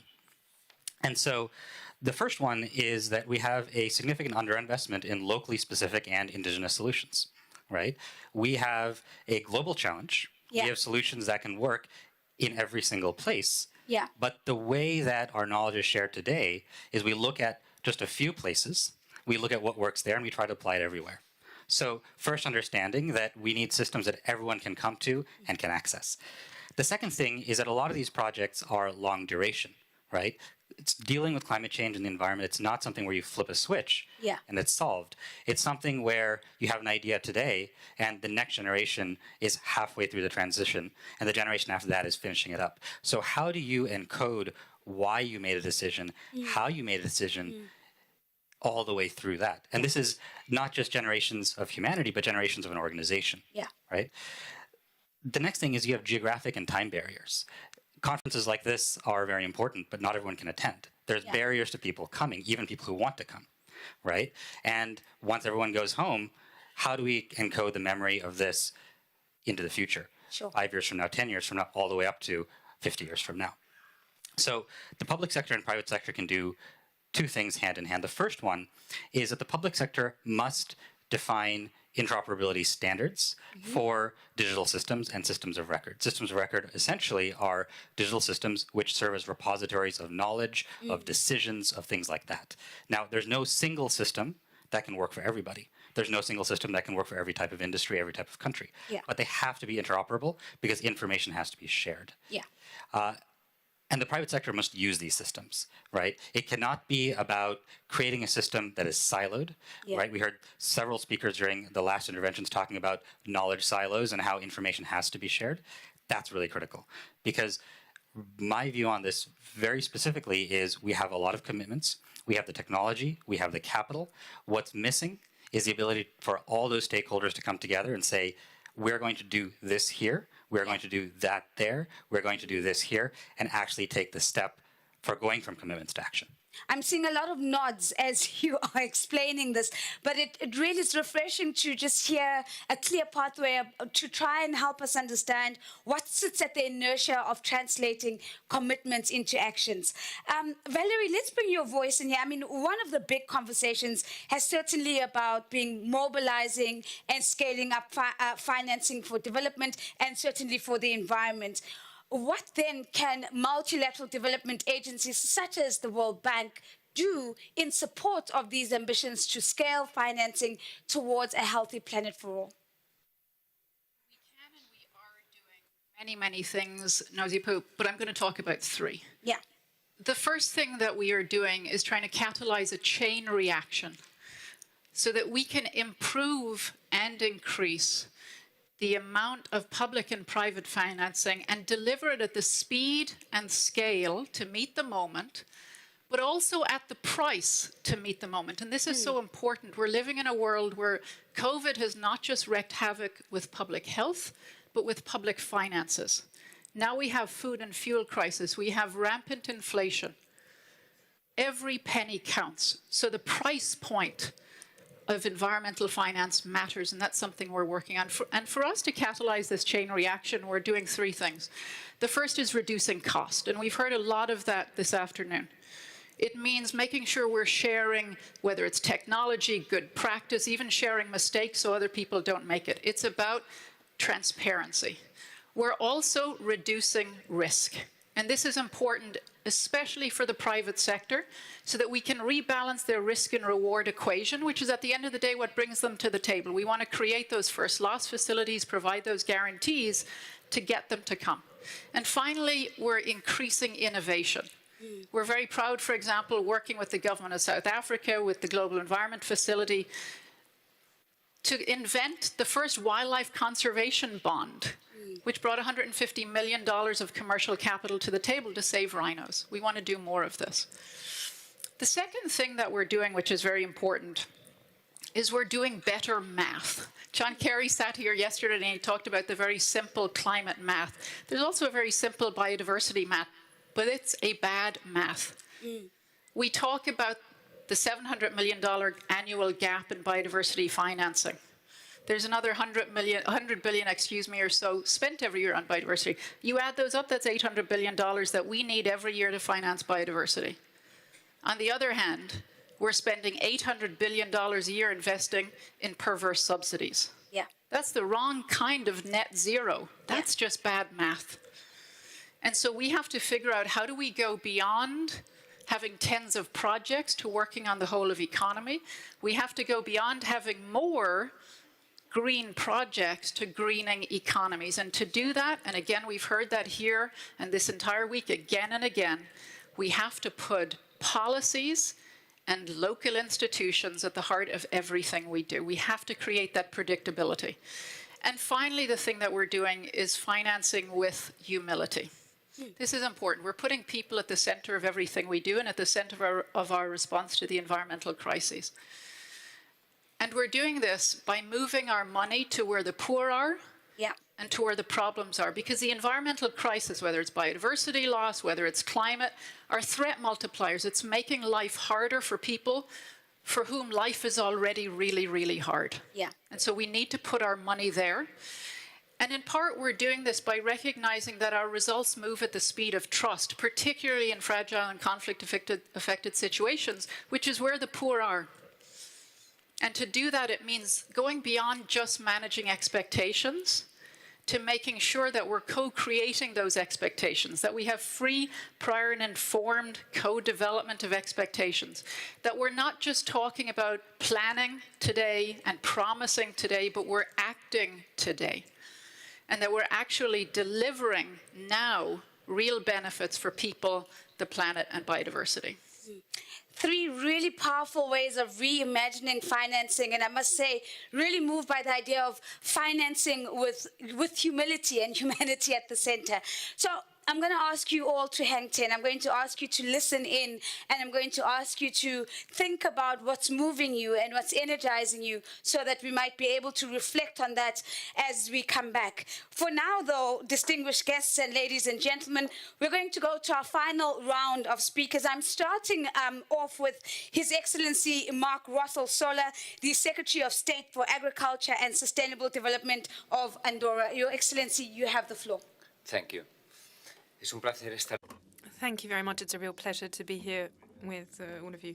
Ladies and gentlemen, the challenges that the world is facing today mean that we need to broaden existing commitments, and we are convinced that today is the opportunity to do so.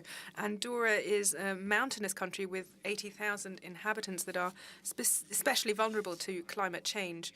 We are actively working, and we have a concrete action plan in order to reduce our emissions and achieve carbon neutrality by 2050. At an economic level, we have set a final level of taxes, which is going to feed a green fund fully and facilitate climate action, setting a price for carbon at 30 euros per tonne on hydrocarbons allows us to fund programs for sustainable mobility, energy efficiency and renewable energies. Our proposal has been based on the Sustainable Development Goals, and we have recently approved the new law on public contracts in order to align our programs with global goals. Digital technologies must facilitate exchange of knowledge and innovation, and we have an ambitious plan to digitalize our administration. We are about to approve a law on the circular economy in order to reduce waste, to reduce food waste, and also water consumption, and also to forbid those plastics with greatest impact. These are some of the most recent measures that we have adopted in order to accelerate application of the environmental part. We are very aware that the participation of civil society, and especially young people, is absolutely vital. For this reason, they are active members of the national commissions that define environmental policy in our countries. And this also involves exchanging knowledge, cooperating in order to move forward in light of the specific and social needs of each country. This is the only way that we will be able to achieve our ambitious goals. Your Excellency, as I make my way to our next speaker, to thank His Excellency for keeping to time and to ask that this being the final round, this is where we make or break whether we're getting the job done or not. And so to kindly request once more that we keep to the allocated time. Our next speaker is Her Excellency Catherine Schienberger, the State Secretary, also in the Director of the Federal Office for the Environment of Switzerland. Madame, you have the floor, Your Excellency. Thank you very much, moderator. Dear colleagues, let me highlight 4 areas where concrete action is needed to move towards more sustainable consumption and production. First, transforming our food systems towards more sustainability and resilience is key to addressing several of the challenges of our time, including biodiversity loss and climate change. Second, as we know, fossil fuel subsidies affect negatively climate change and impede sustainable development. Similarly, we also have to reduce subsidies that are harmful to biodiversity. We need more action on harmful subsidies.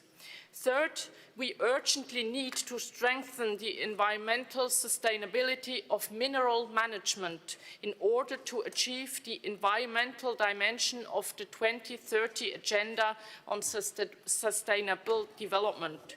With the adoption of the UNEA 5.2 resolution on environmental aspects of minerals, member states have a mandate to develop proposals for action.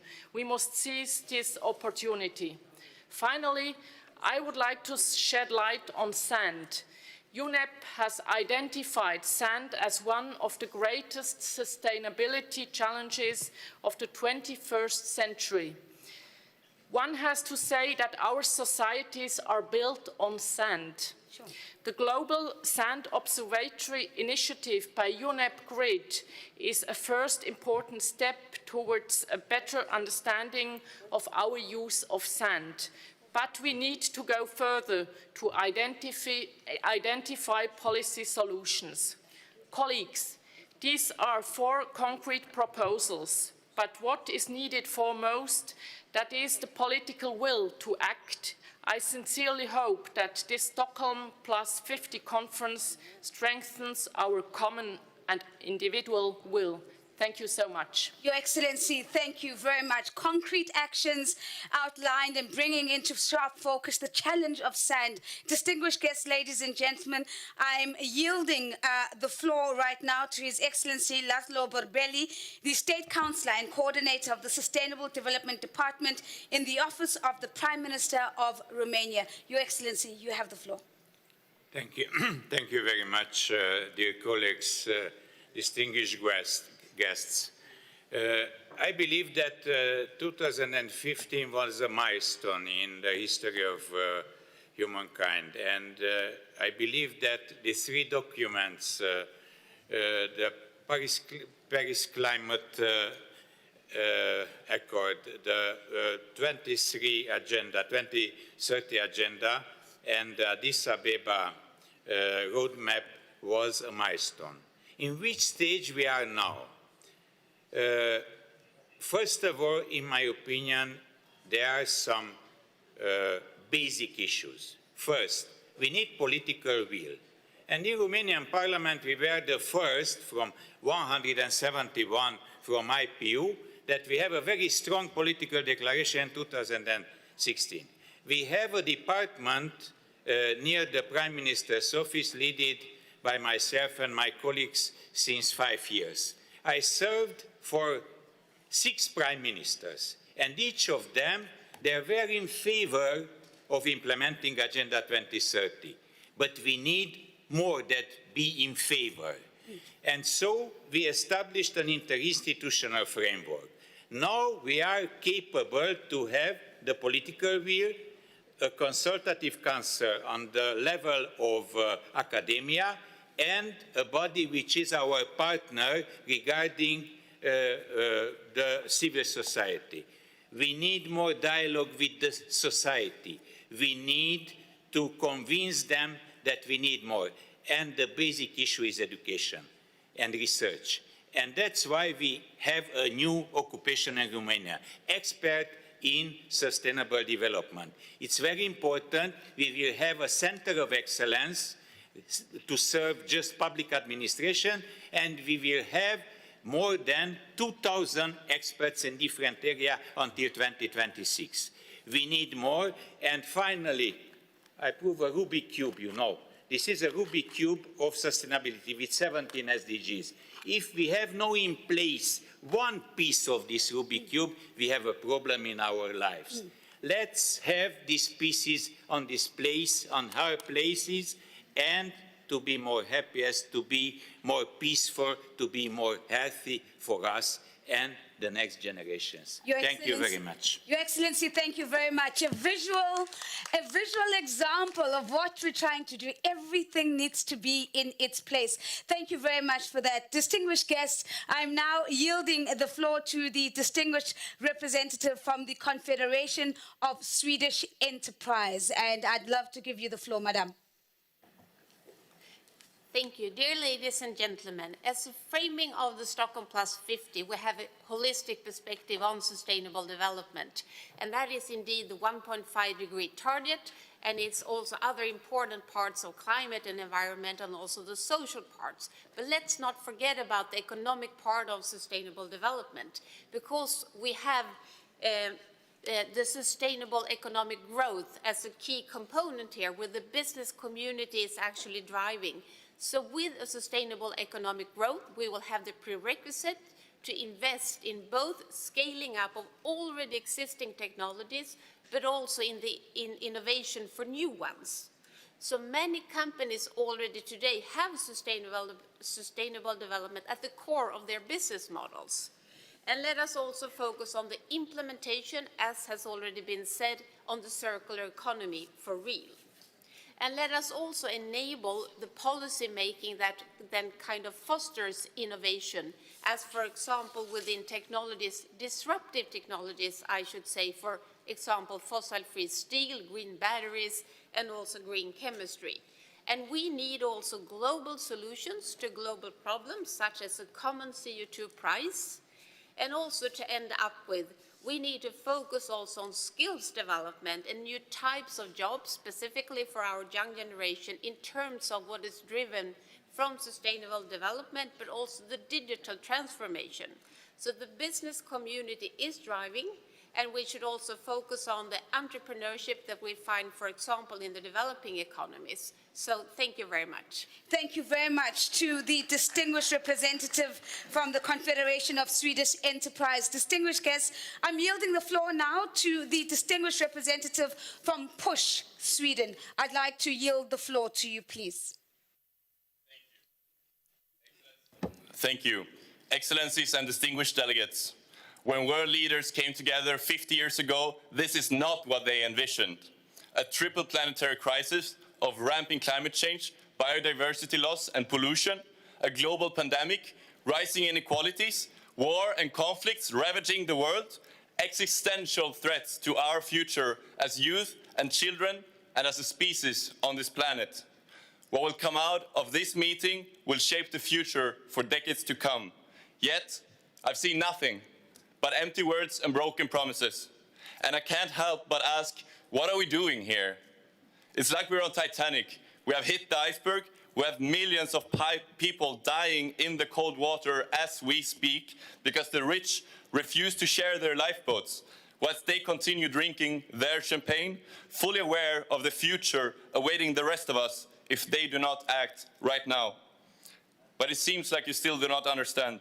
The message has still not been heard. It's being intentionally ignored. We are in a global crisis. We cannot continue living our lives pretending like nothing has changed. The actions are clear. The Global Youth Policy Paper is the action plan from Stockholm+50. And we call on you to establish a fossil fuel treaty to phase out our dangerous addiction of oil, gas, and coal, to criminalize ecocide, and to reform our economies beyond GDP growth, addressing the corruption and tax evasion present among leaders in this very room, and to put your money where your mouth is.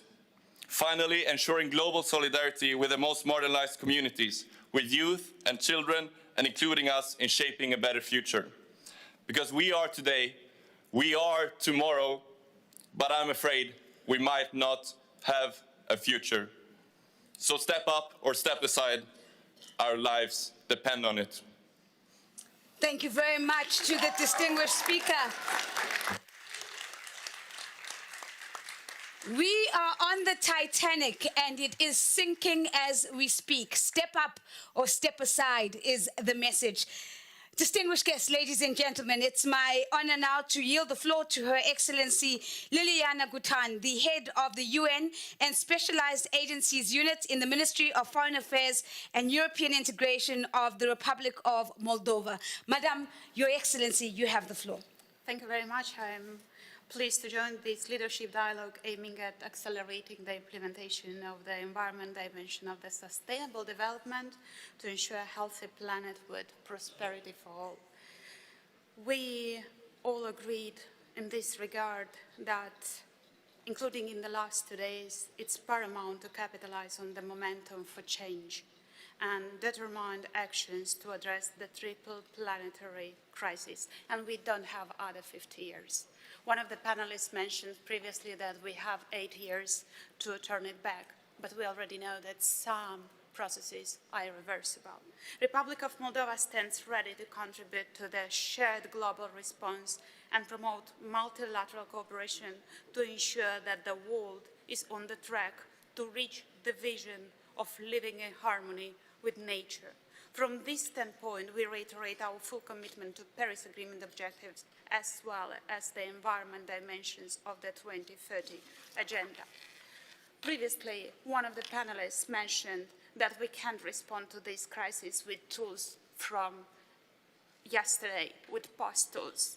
We fully support the development of an effective post-2020 global biodiversity framework as key instrument for sustainable development that also would serve as a benchmark for transformative actions at the national level. The Republic of Moldova's goals is to incorporate nature-based solutions into adaptation planning and policy development with a focus on biodiversity conservation, ecosystem services management, and disaster risk reduction. On our path towards a green and sustainable development, we are determined to involve all stakeholders. And definitely, in closing, I would like to mention that to effectively address the triple planetary crises, stronger partnerships and enhanced international cooperations are essential. And definitely, we have to avoid the crisis amnesia, more dangerous, according to us, as selective amnesias to selective crises. Republic of Moldova stands ready to support a reinvigorated multilateral mechanism as a prerequisite to build forward better from multiple crises to a more resilient and sustainable world. Thank you. Thank you very much. Thank you very much, Your Excellency, for that contribution. Selective amnesia for selective crises. These are some of just the themes and sound bites coming through from our leadership dialogues. Distinguished guests, ladies and gentlemen, I'm close by to His Excellency Getahun Wadaje, the Director General of the Environmental Protection Authority of Ethiopia. Your Excellency, you have the floor. Thank you. As we commemorate the 50th anniversary of Stockholm Conference, we must ask ourselves what we have contributed to ensure a healthy planet as well as to tackle the various environmental crises we are facing collectively. It's a glaring fact that environmental challenges have been made worse rather than lessened over the last decade. Even though the necessity of charting out a long-term roadmap beyond 2030 is not questionable, it's equally important to focus on actions that we must take collectively between now and 2030. We don't have the luxury of time to plan beyond 2030. At this juncture, for instance, if we take climate change, the small windows of opportunity we have to reach a target of keeping the global average temperature to 1.5 degrees centigrade is closing fact. Our actions should match the urgency and magnitude of the challenges facing our planet and humanity.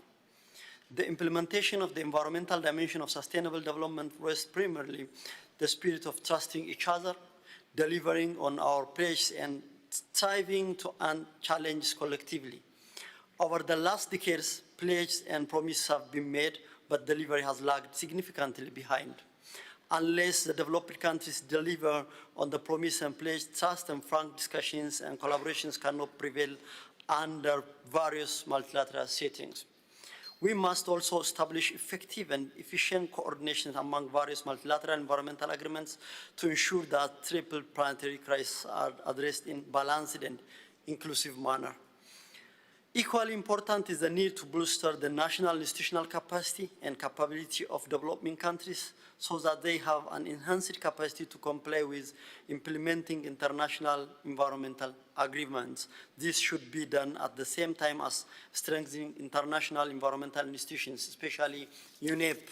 More importantly, we must all live in expectations of the Addis Ababa Action Agenda on financing sustainable development goals. In Ethiopia, we have been undertaking various endeavors that are geared towards addressing various environmental challenges and ensuring a healthy planet on all fronts. In the lead up to this conference, we have also organized a series of national consultations jointly with government of Sweden and UNDP, where existing gaps, challenges, and opportunities to be tapped, as well as initiatives and practice be scaled up at national level and beyond, were discussed in presence of various stakeholders. But thank you. Your Excellency, thank you very much. That's the contribution, ladies and gentlemen, from Ethiopia.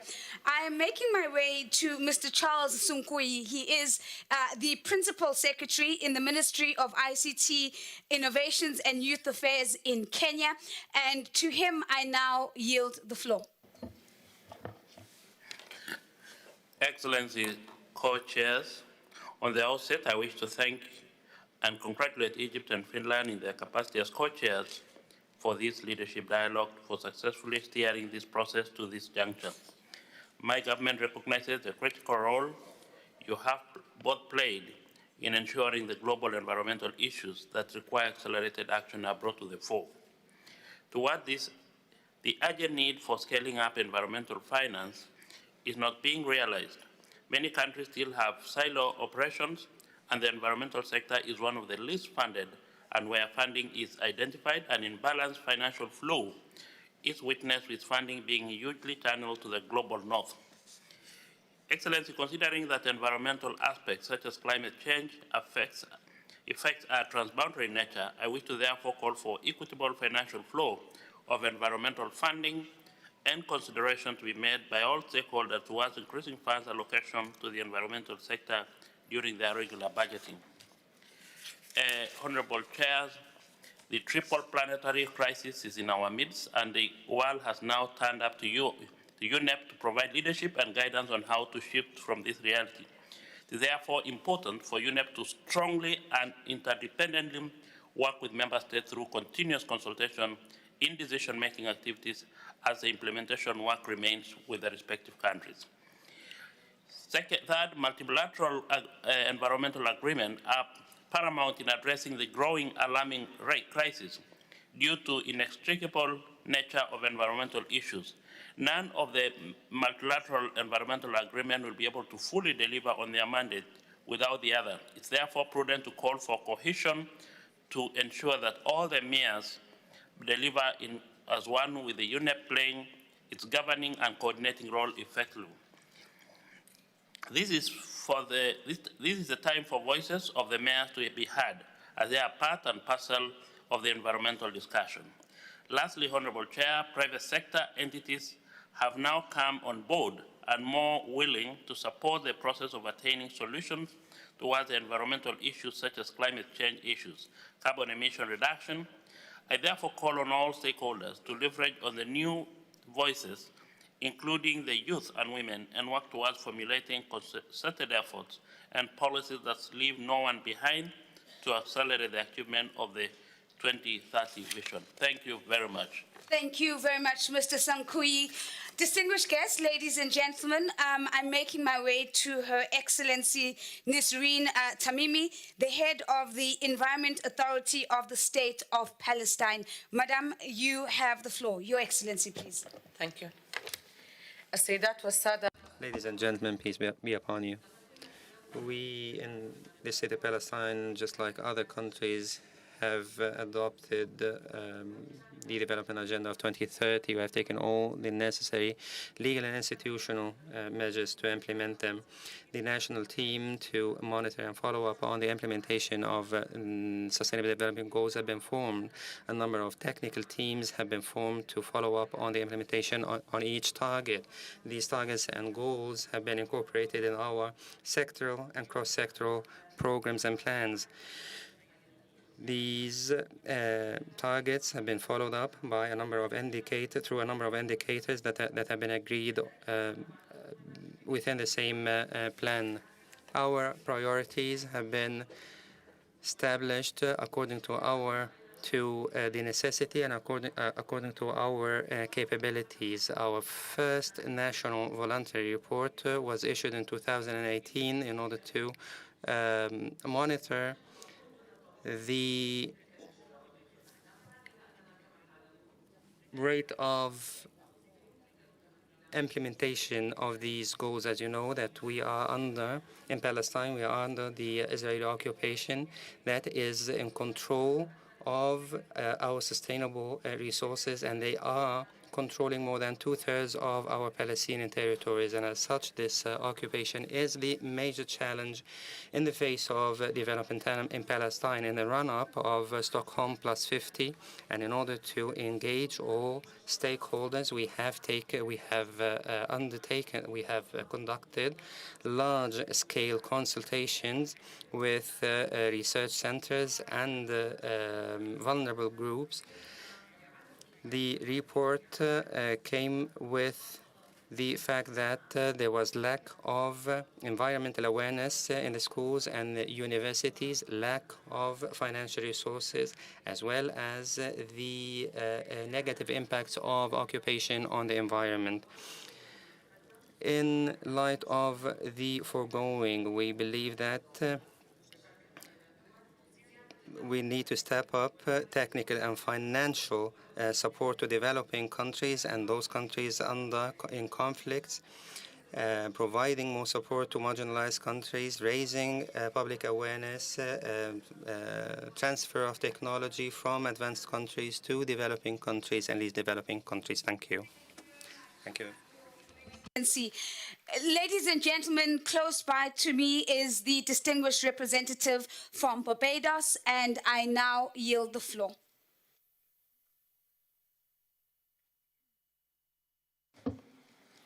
Thank you. Madam Moderator, Excellencies, friends, it is critical that we integrate socio-environmental dimensions in evidence-based frameworks that underpin national planning. If the maxim, what one can't measure, one cannot manage, has meaning, can we truly design impactful policies and program interventions void of the needed data inputs? This is a global challenge. An investment roadmap for the UN Decade of Action is needed to address this. Second, it is critical that institutional reforms be undertaken at all levels to ensure synchrony with national sustainable development goals and within the Partnership for Development.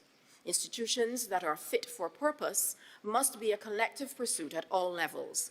The government of Barbados is actively engaged in the review and modernization of its social care institutional systems as part of our delivery of the SDGs.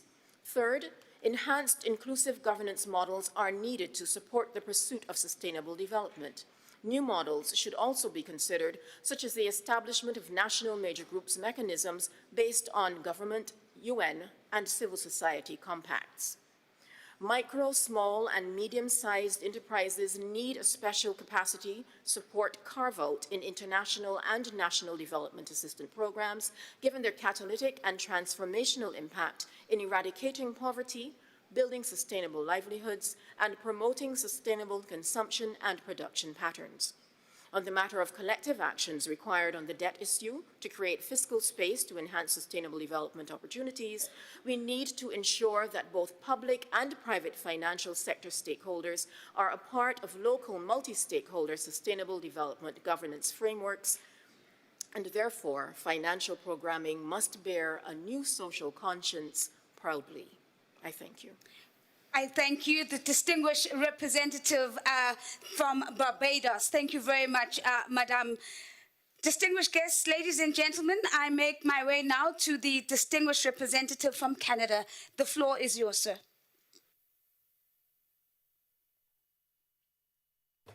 Thank you. Thank you, Madam Shabala. The main theme of this Leadership Dialogue 3 is money.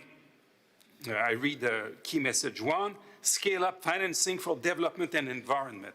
And indeed, we will need to align financial flows with environmental goals much more than it is the case today.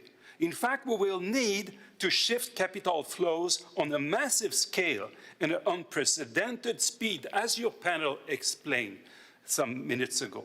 And one essential tool that we will need for this, and that Canada wants to contribute to develop, is a fair and effective international carbon pricing system, as has been done with the global minimal corporate tax.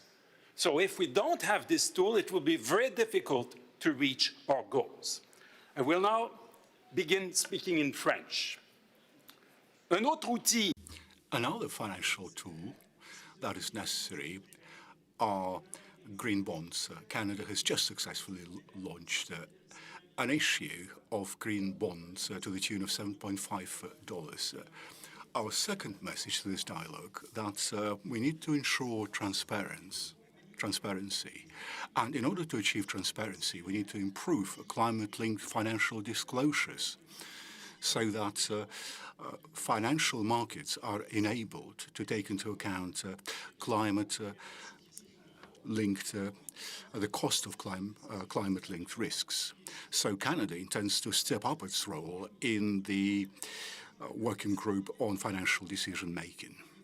With regard to the promise of a financial package of $100 billion for climate in developing countries, Canada doubles its commitment and it would amount to $5.3 billion over 5 years. In order to succeed, ladies and gentlemen, we need massive and well-organized financing.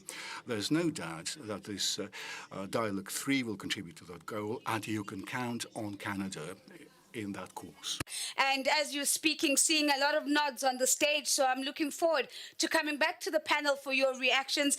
And we're almost there with 2 more contributions coming from the floor.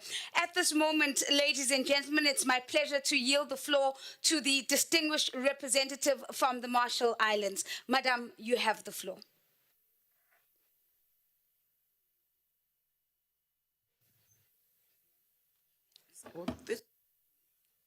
Thank you, Madam. You're doing an excellent job. Thank you. The Republic of the Marshall Islands wishes to thank the Minister of Finland and Egypt for serving as co-chairs for the Leaders Dialogue, as well as the diverse group of panelists who all share a common message that a dramatic step up in implementation is urgently needed. Achieving this vision will require us all to address the difficult hurdles to effective finance. I have some responses and questions for the panelists and also for member states and organizations present here at this summit. First, we often hear the term innovative finance as a solution, and presumably this refers to using private sector investment to tackle public goals, which that sound very good. The reality is there are many vulnerable countries where this type of international private sector investment is only a distant dream. As an example, my own nation is the large tuna fishing port with almost exclusively foreign vessels. Their ownership structure does not really seem to ripe for this kind of innovative finance. So my question is, if we are all thinking about stepping up sustainable development finance at scale, what does innovative finance realistically mean in countries and regions which are their early frontier of foreign investment? Second, many small and highly vulnerable nations struggle to assess the current public development finance already on the table. Perhaps sometime the development finance system reward those who are most prepared to have access, not always those most in need. Aid can be hard to access. If the world does not decide to scale up sustainable development finance, putting more money into a system which seems out of reach might not make the desired impact. So my question is how the international system best address vulnerability and not rewarding finance readiness or those countries that are just really so small and does not have access, when the real need is for the small state that try to be part of this system and to benefit. How do we have access? It's always, from climate change funding to, the green climate. It's not happening in the smaller state, the states, small island developing state in the UN. Thank you so much. Thank you so much to the distinguished representative. It's a legitimate question. So how do we ensure access to finance to those who need it the most? Is the finance really getting to the places where it's most needed? Distinguished guests, ladies and gentlemen, it is our final contribution from the floor. It gives me great pleasure to yield the floor to the distinguished representative from Brazil. Thank you, Madam Moderator, and thank you also to the panelists for their presentations. 50 years ago, the United Nations Conference on Human Environment brought for the first time environmental concerns to the center of the multilateral agenda and set the first milestone of the global environment governance system. The Stockholm '72 Conference paved the way for the adoption 20 years later of the Rio Declaration, which consolidated the concept of sustainable development in its three inseparable pillars and established principles that since then have been guiding multilateral environment discussions and the coding of international environmental law.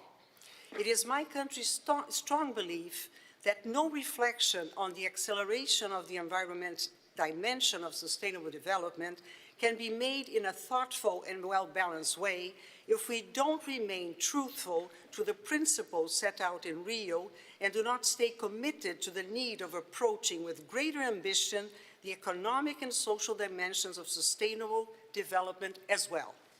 The challenges we face on the different fronts of climate change, biodiversity loss, and pollution cannot be decoupled from the equally pressing social and economic needs we are facing as we try to reverse the negative impacts on food security and poverty eradication caused by the COVID-19 pandemic.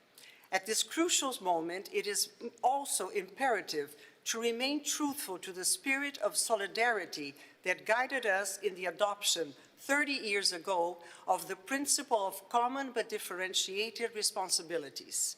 It makes no sense to discuss the acceleration of the implementation of the 2030 Agenda in any of its multiple dimensions without the corresponding discussion on the need to strengthen the means of implementation.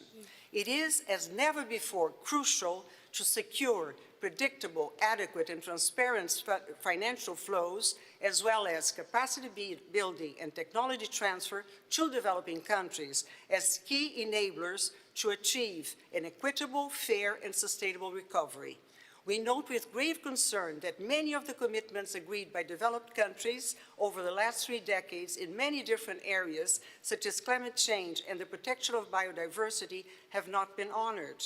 In the face of such new challenges, including effectively implementing the UNFCCC's Paris Agreement, moving towards the adoption of the post-2020 Global Biodiversity Framework, and negotiating a new internationally legally binding instrument for ending plastic pollution, we need more than ever before new, additional, and predictable resources for the benefit of developing countries. New innovative financing mechanisms, such as the evaluation of the ecosystem services, should also be added to this list, and I'd like the panelists to comment on this specific point. We need, I'm almost finishing, we need not to shift our attention to parallel tracks, to new targets, or prescriptive one-fits-all solutions. We need to stay focused on the full implementation of existing multilaterally agreed upon commitments and on the existing multilateral processes we are already engaged in. The Agenda 2030 should remain our roadmap, and it cannot wait. Thank you very much. Thank you, Madam. We cannot be distracted by parallel tracks. We need to fully meet the agreements that are already in place within the context of the multilateral space, and that is one of many of the suggestions made from the distinguished representative from Brazil. So, a lot has been said in this panel, and I'm sure that you have a lot of reflections and some reactions. But I am going to ask you to try and make it concise and focused. And I want to maybe borrow from Christiane's words earlier, where she said, what happens at Stockholm Plus 100? What kind of moment will that be? Will we be celebrating, or will we be again giving reasons for why we didn't do what we needed to do today? And that's why at COP100, or not COP100, Stockholm Plus 100, we may not be celebrating in that moment. So with that as a backdrop, what do you think of all the things that you've heard? One thing that we need to do now to ensure that we are accelerating the environmental dimension, but in its acceleration, we're certainly moving in the direction of progress. I'm going to start off with you, Mr. Theo. One thing that we need to do today to make Stockholm Plus 100 a celebratory moment. Thank you very much, Madam Chabalala. You know, we are in a situation which I don't understand very much. We use taxpayers' money to promote harmful subsidies that are destroying us and destroying our planet. If we re-energize that negative energy to a positive energy, it can, by Stockholm Plus 100, we may celebrate. But we have to change gears.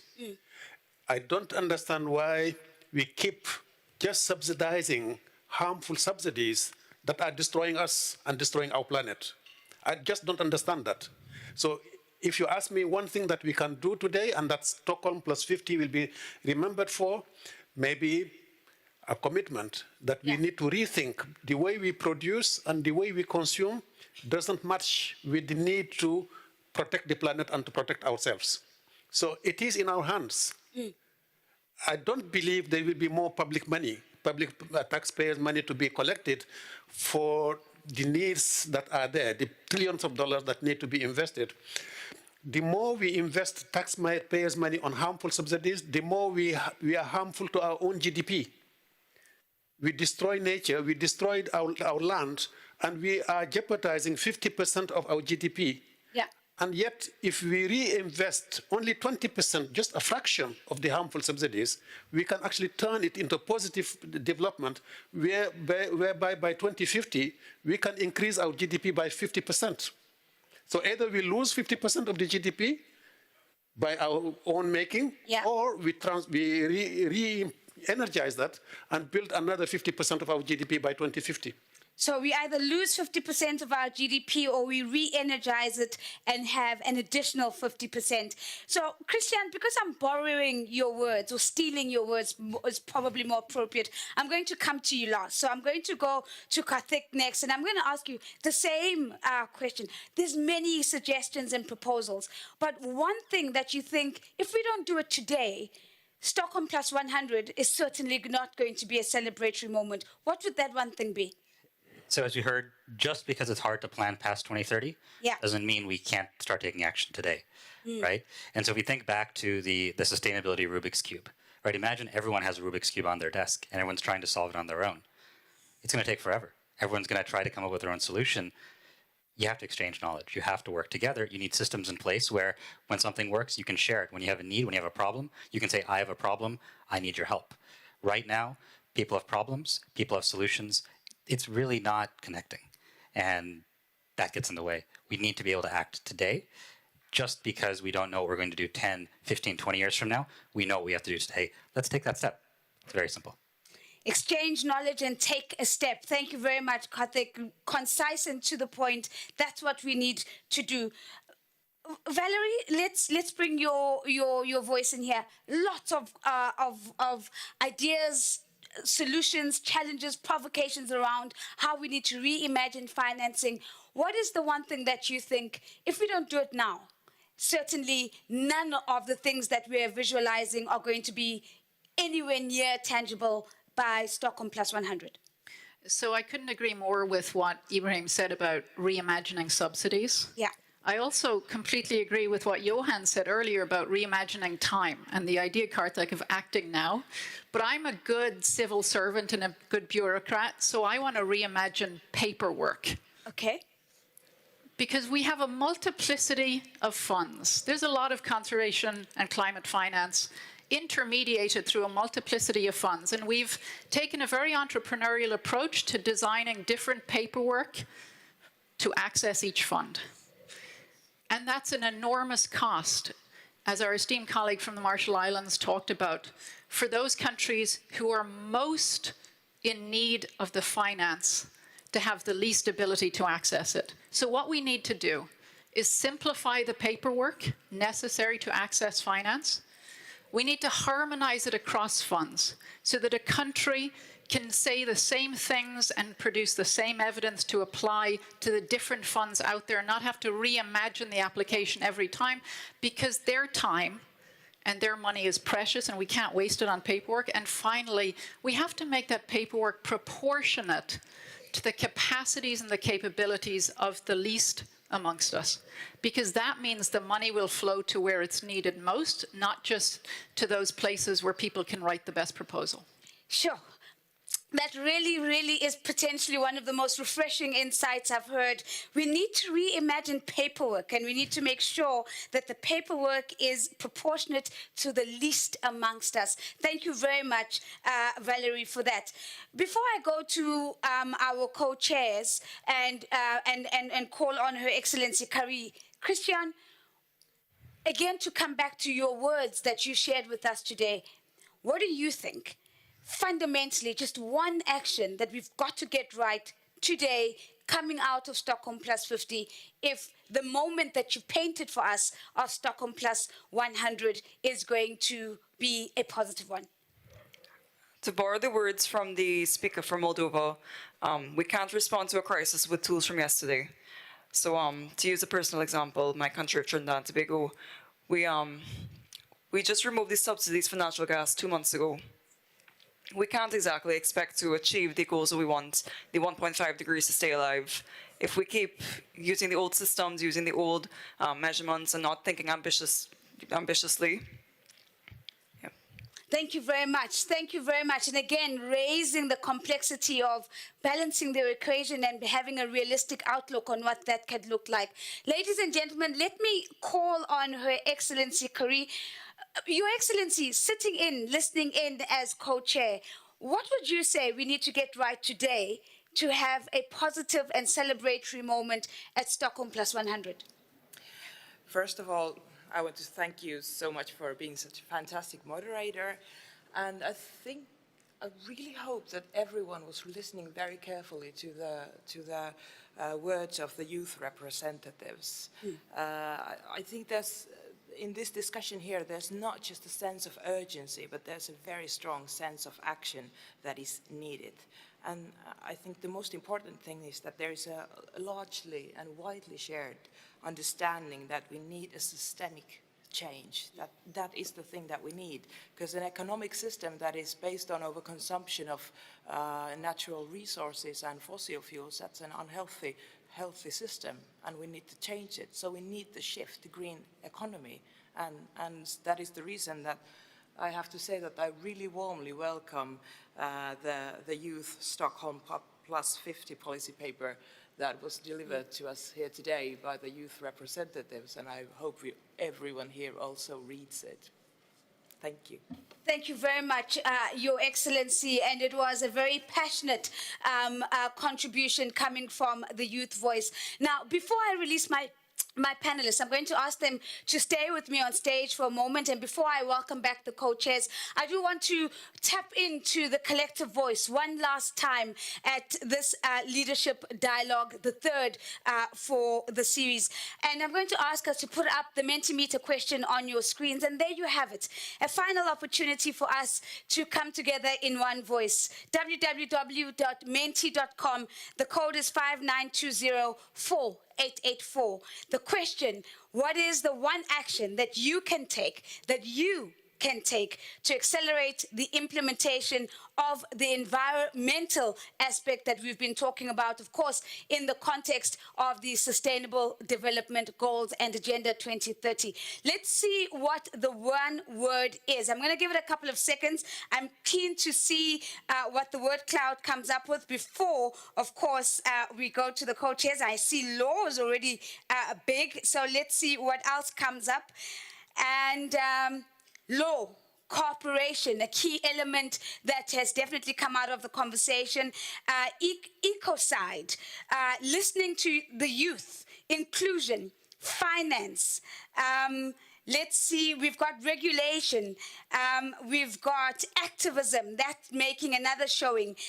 Dialogue on the SSP, we've also got finance, we need to cap the resource use, political activity, and perhaps one more that I'm going to pick up, which is certainly maybe two more that have been my favorites so far, courage, and the last new favorite, paperwork. And that, ladies and gentlemen, concludes this segment of Leadership Dialogue 3. Might I ask you to please give my panelists a big round of applause, and as you do so, for my co-chairs to make their way up. Thank you very, very much. Thank you very much. Thank you very much. Ladies and gentlemen, at this point, our co-chairs are going to come up. They are going to share their final reflections with us, and they are going to formally close the meeting. From myself, Nozipho Shabalala, it's been a privilege. Thank you.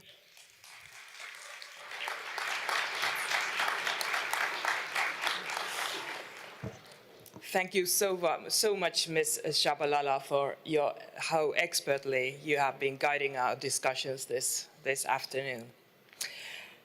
Thank you, excellent panelists and all the participants for your active engagement, and I especially want to thank the representatives of the youth for your strong message and strong call to action. This discussion here today has proven that there is a deep sense of urgency among governments and stakeholders. Time to stop climate change and reverse loss of biodiversity is running out. We all need to speed up our action to achieve the Sustainable Development Goals, to reach 1.5 degrees target, and to build nature-positive pathway. There is a strong recognition that the planetary crisis of climate change, biodiversity loss, and pollution are also humanitarian crises. We need to realize a just and fair transition, and we must adapt to climate change, conserve and restore biodiversity and ecosystems, and build resilience. We need urgent actions, and we need to work together towards the same goal so that no one is left behind. And we also need a paradigm shift for our economies. There are several reasons for that. First, natural resources fuel our production and consumption. The use of virgin natural resources is the main cause for climate change and decrease in biodiversity. Second, the green transition will trigger a new race for natural resources. Windmills, electric cars, and hydrogen solutions require more materials and low-carbon electricity. Third, half of the greenhouse gas emissions and more than 90% of biodiversity loss and water stress comes from consumption of resources. And last, the shocking Russian invasion in Ukraine has shattered the globe and revealed that we need to increase self-sufficiency and reduce our dependence on global material flows. There is no single solution to respond to these challenges. Transition to circular, just and more sustainable economy, it's not just about businesses. It is about the whole of society. We need to change the way we plan and design our policies, cities, and infrastructure, as well as our daily lives. We heard today one very practical and actionable recommendation to be established a sustainable consumption and production forum under ECOSOC. We have also heard today that we need not only to scale up finance, but also improve the access and quality of finance for sustainable development. It is also urgent to realign environmentally harmful subsidies and compensate those most vulnerable and affected by reforms. It is important to adopt green or sustainable budgeting. We need to urgently address deep-seated inequalities within and between countries and ensure that environmental protection and economic growth are mutually supportive. And it has been repeated in many interventions that we need to scale up access to affordable education and call for all countries to integrate sustainable development considerations in educational programs. Many stakeholders wanted to remind of the risk that fossil fuels present to a healthy planet and prosperity for all. And there was a call to work on a just phase-out of existing fossil fuel production. Finally, we need to ensure that children and youth of today will have opportunities to lead a good life in a healthy planet over the coming years. Young people are agents of change and must be part of making a sustainable future. We need to improve access and involvement of youth in political decision-making and generate strong partnerships with indigenous peoples and local communities. I now invite my distinguished fellow co-chair, Her Excellency Jasmine Fouad, Minister of Environment of Egypt, to deliver her closing remarks. And I want to thank her wholeheartedly for your sisterhood and for the great cooperation between our countries. Thank you very much, Minister Emma. It has really been a very touching, actually, work that we have been doing together, and our colleagues also. And a moment that I feel very touched and thrilled about, that in 50 years we will not be here, but maybe our children and grandchildren would look up and say those were two strong women and very ambitious in the way they wanted the world to be different for us. As for the wrap-up, I'm not saying different than what Emma has mentioned and indicated, just very quick points that I felt was very important to stress upon based on the discussion. One important thing is that there is a need to act, and acting was yesterday, and there was not much that has been done. So today is the time to accelerate and scale up the action, and the action requires the means of implementation, but the different discussions showed that there is a drastic need and an urgent need to scale up finance from different sources at different levels. We're talking about quality, quantity, and access to finance, and to be predictable and transparent. Secondly, the right for the developing countries and people to meet their aspiration and to achieve development. And in doing so, they have to be able to make progress in development while conserving their natural resources and assuring the sustainable development. And throughout the discussion of the how, there was that idea of How can we do that with the means of implementation? The idea that talked about food system, how people can change the way they eat, even at the level of the technologies. How can technology co-development be done and achieved? And that would be coupled with finance.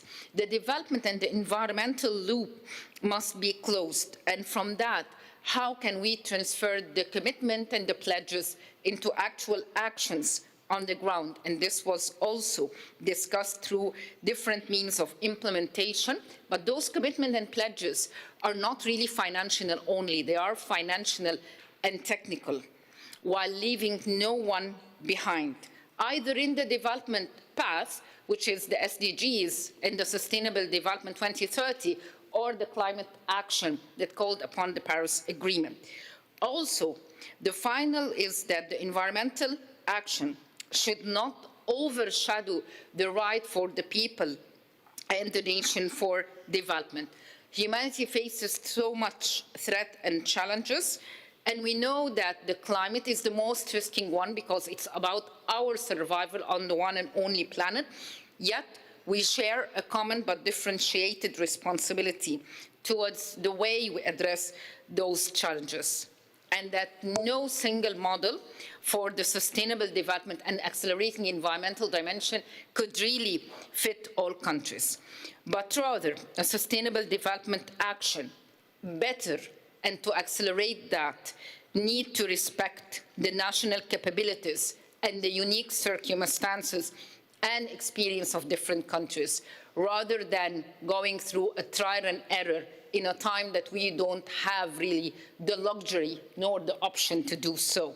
Finally, as we were, our previous ancestors were here 50 years, and they had got into Stockholm a number of multilateral environmental agreements that were adopted. We need to respect that and renew our commitment and adoption, and really learn from the lessons that did not help us to do the progress that was first planned for, instead of reinventing the wheel and say, let's start from the beginning, because there's no much time to do so. Before concluding, I would like to remind you that the summaries of the 3 leadership dialogues will be presented by the co-chairs in the plenary hall after the conclusion of the general debate under agenda item 7. Leadership Dialogue 3 of the Stockholm+50 international meeting is now concluded. I thank you all for your contribution, and once again I would like to thank the government of Stockholm and my active co-chair from Finland for an excellent work, and also all the teams from the 2 sides that have been working for the past 4 months, and all those who had shared their consultations, and much more important, our future generation and the youth which we will hear. The meeting is adjourned. Thank you.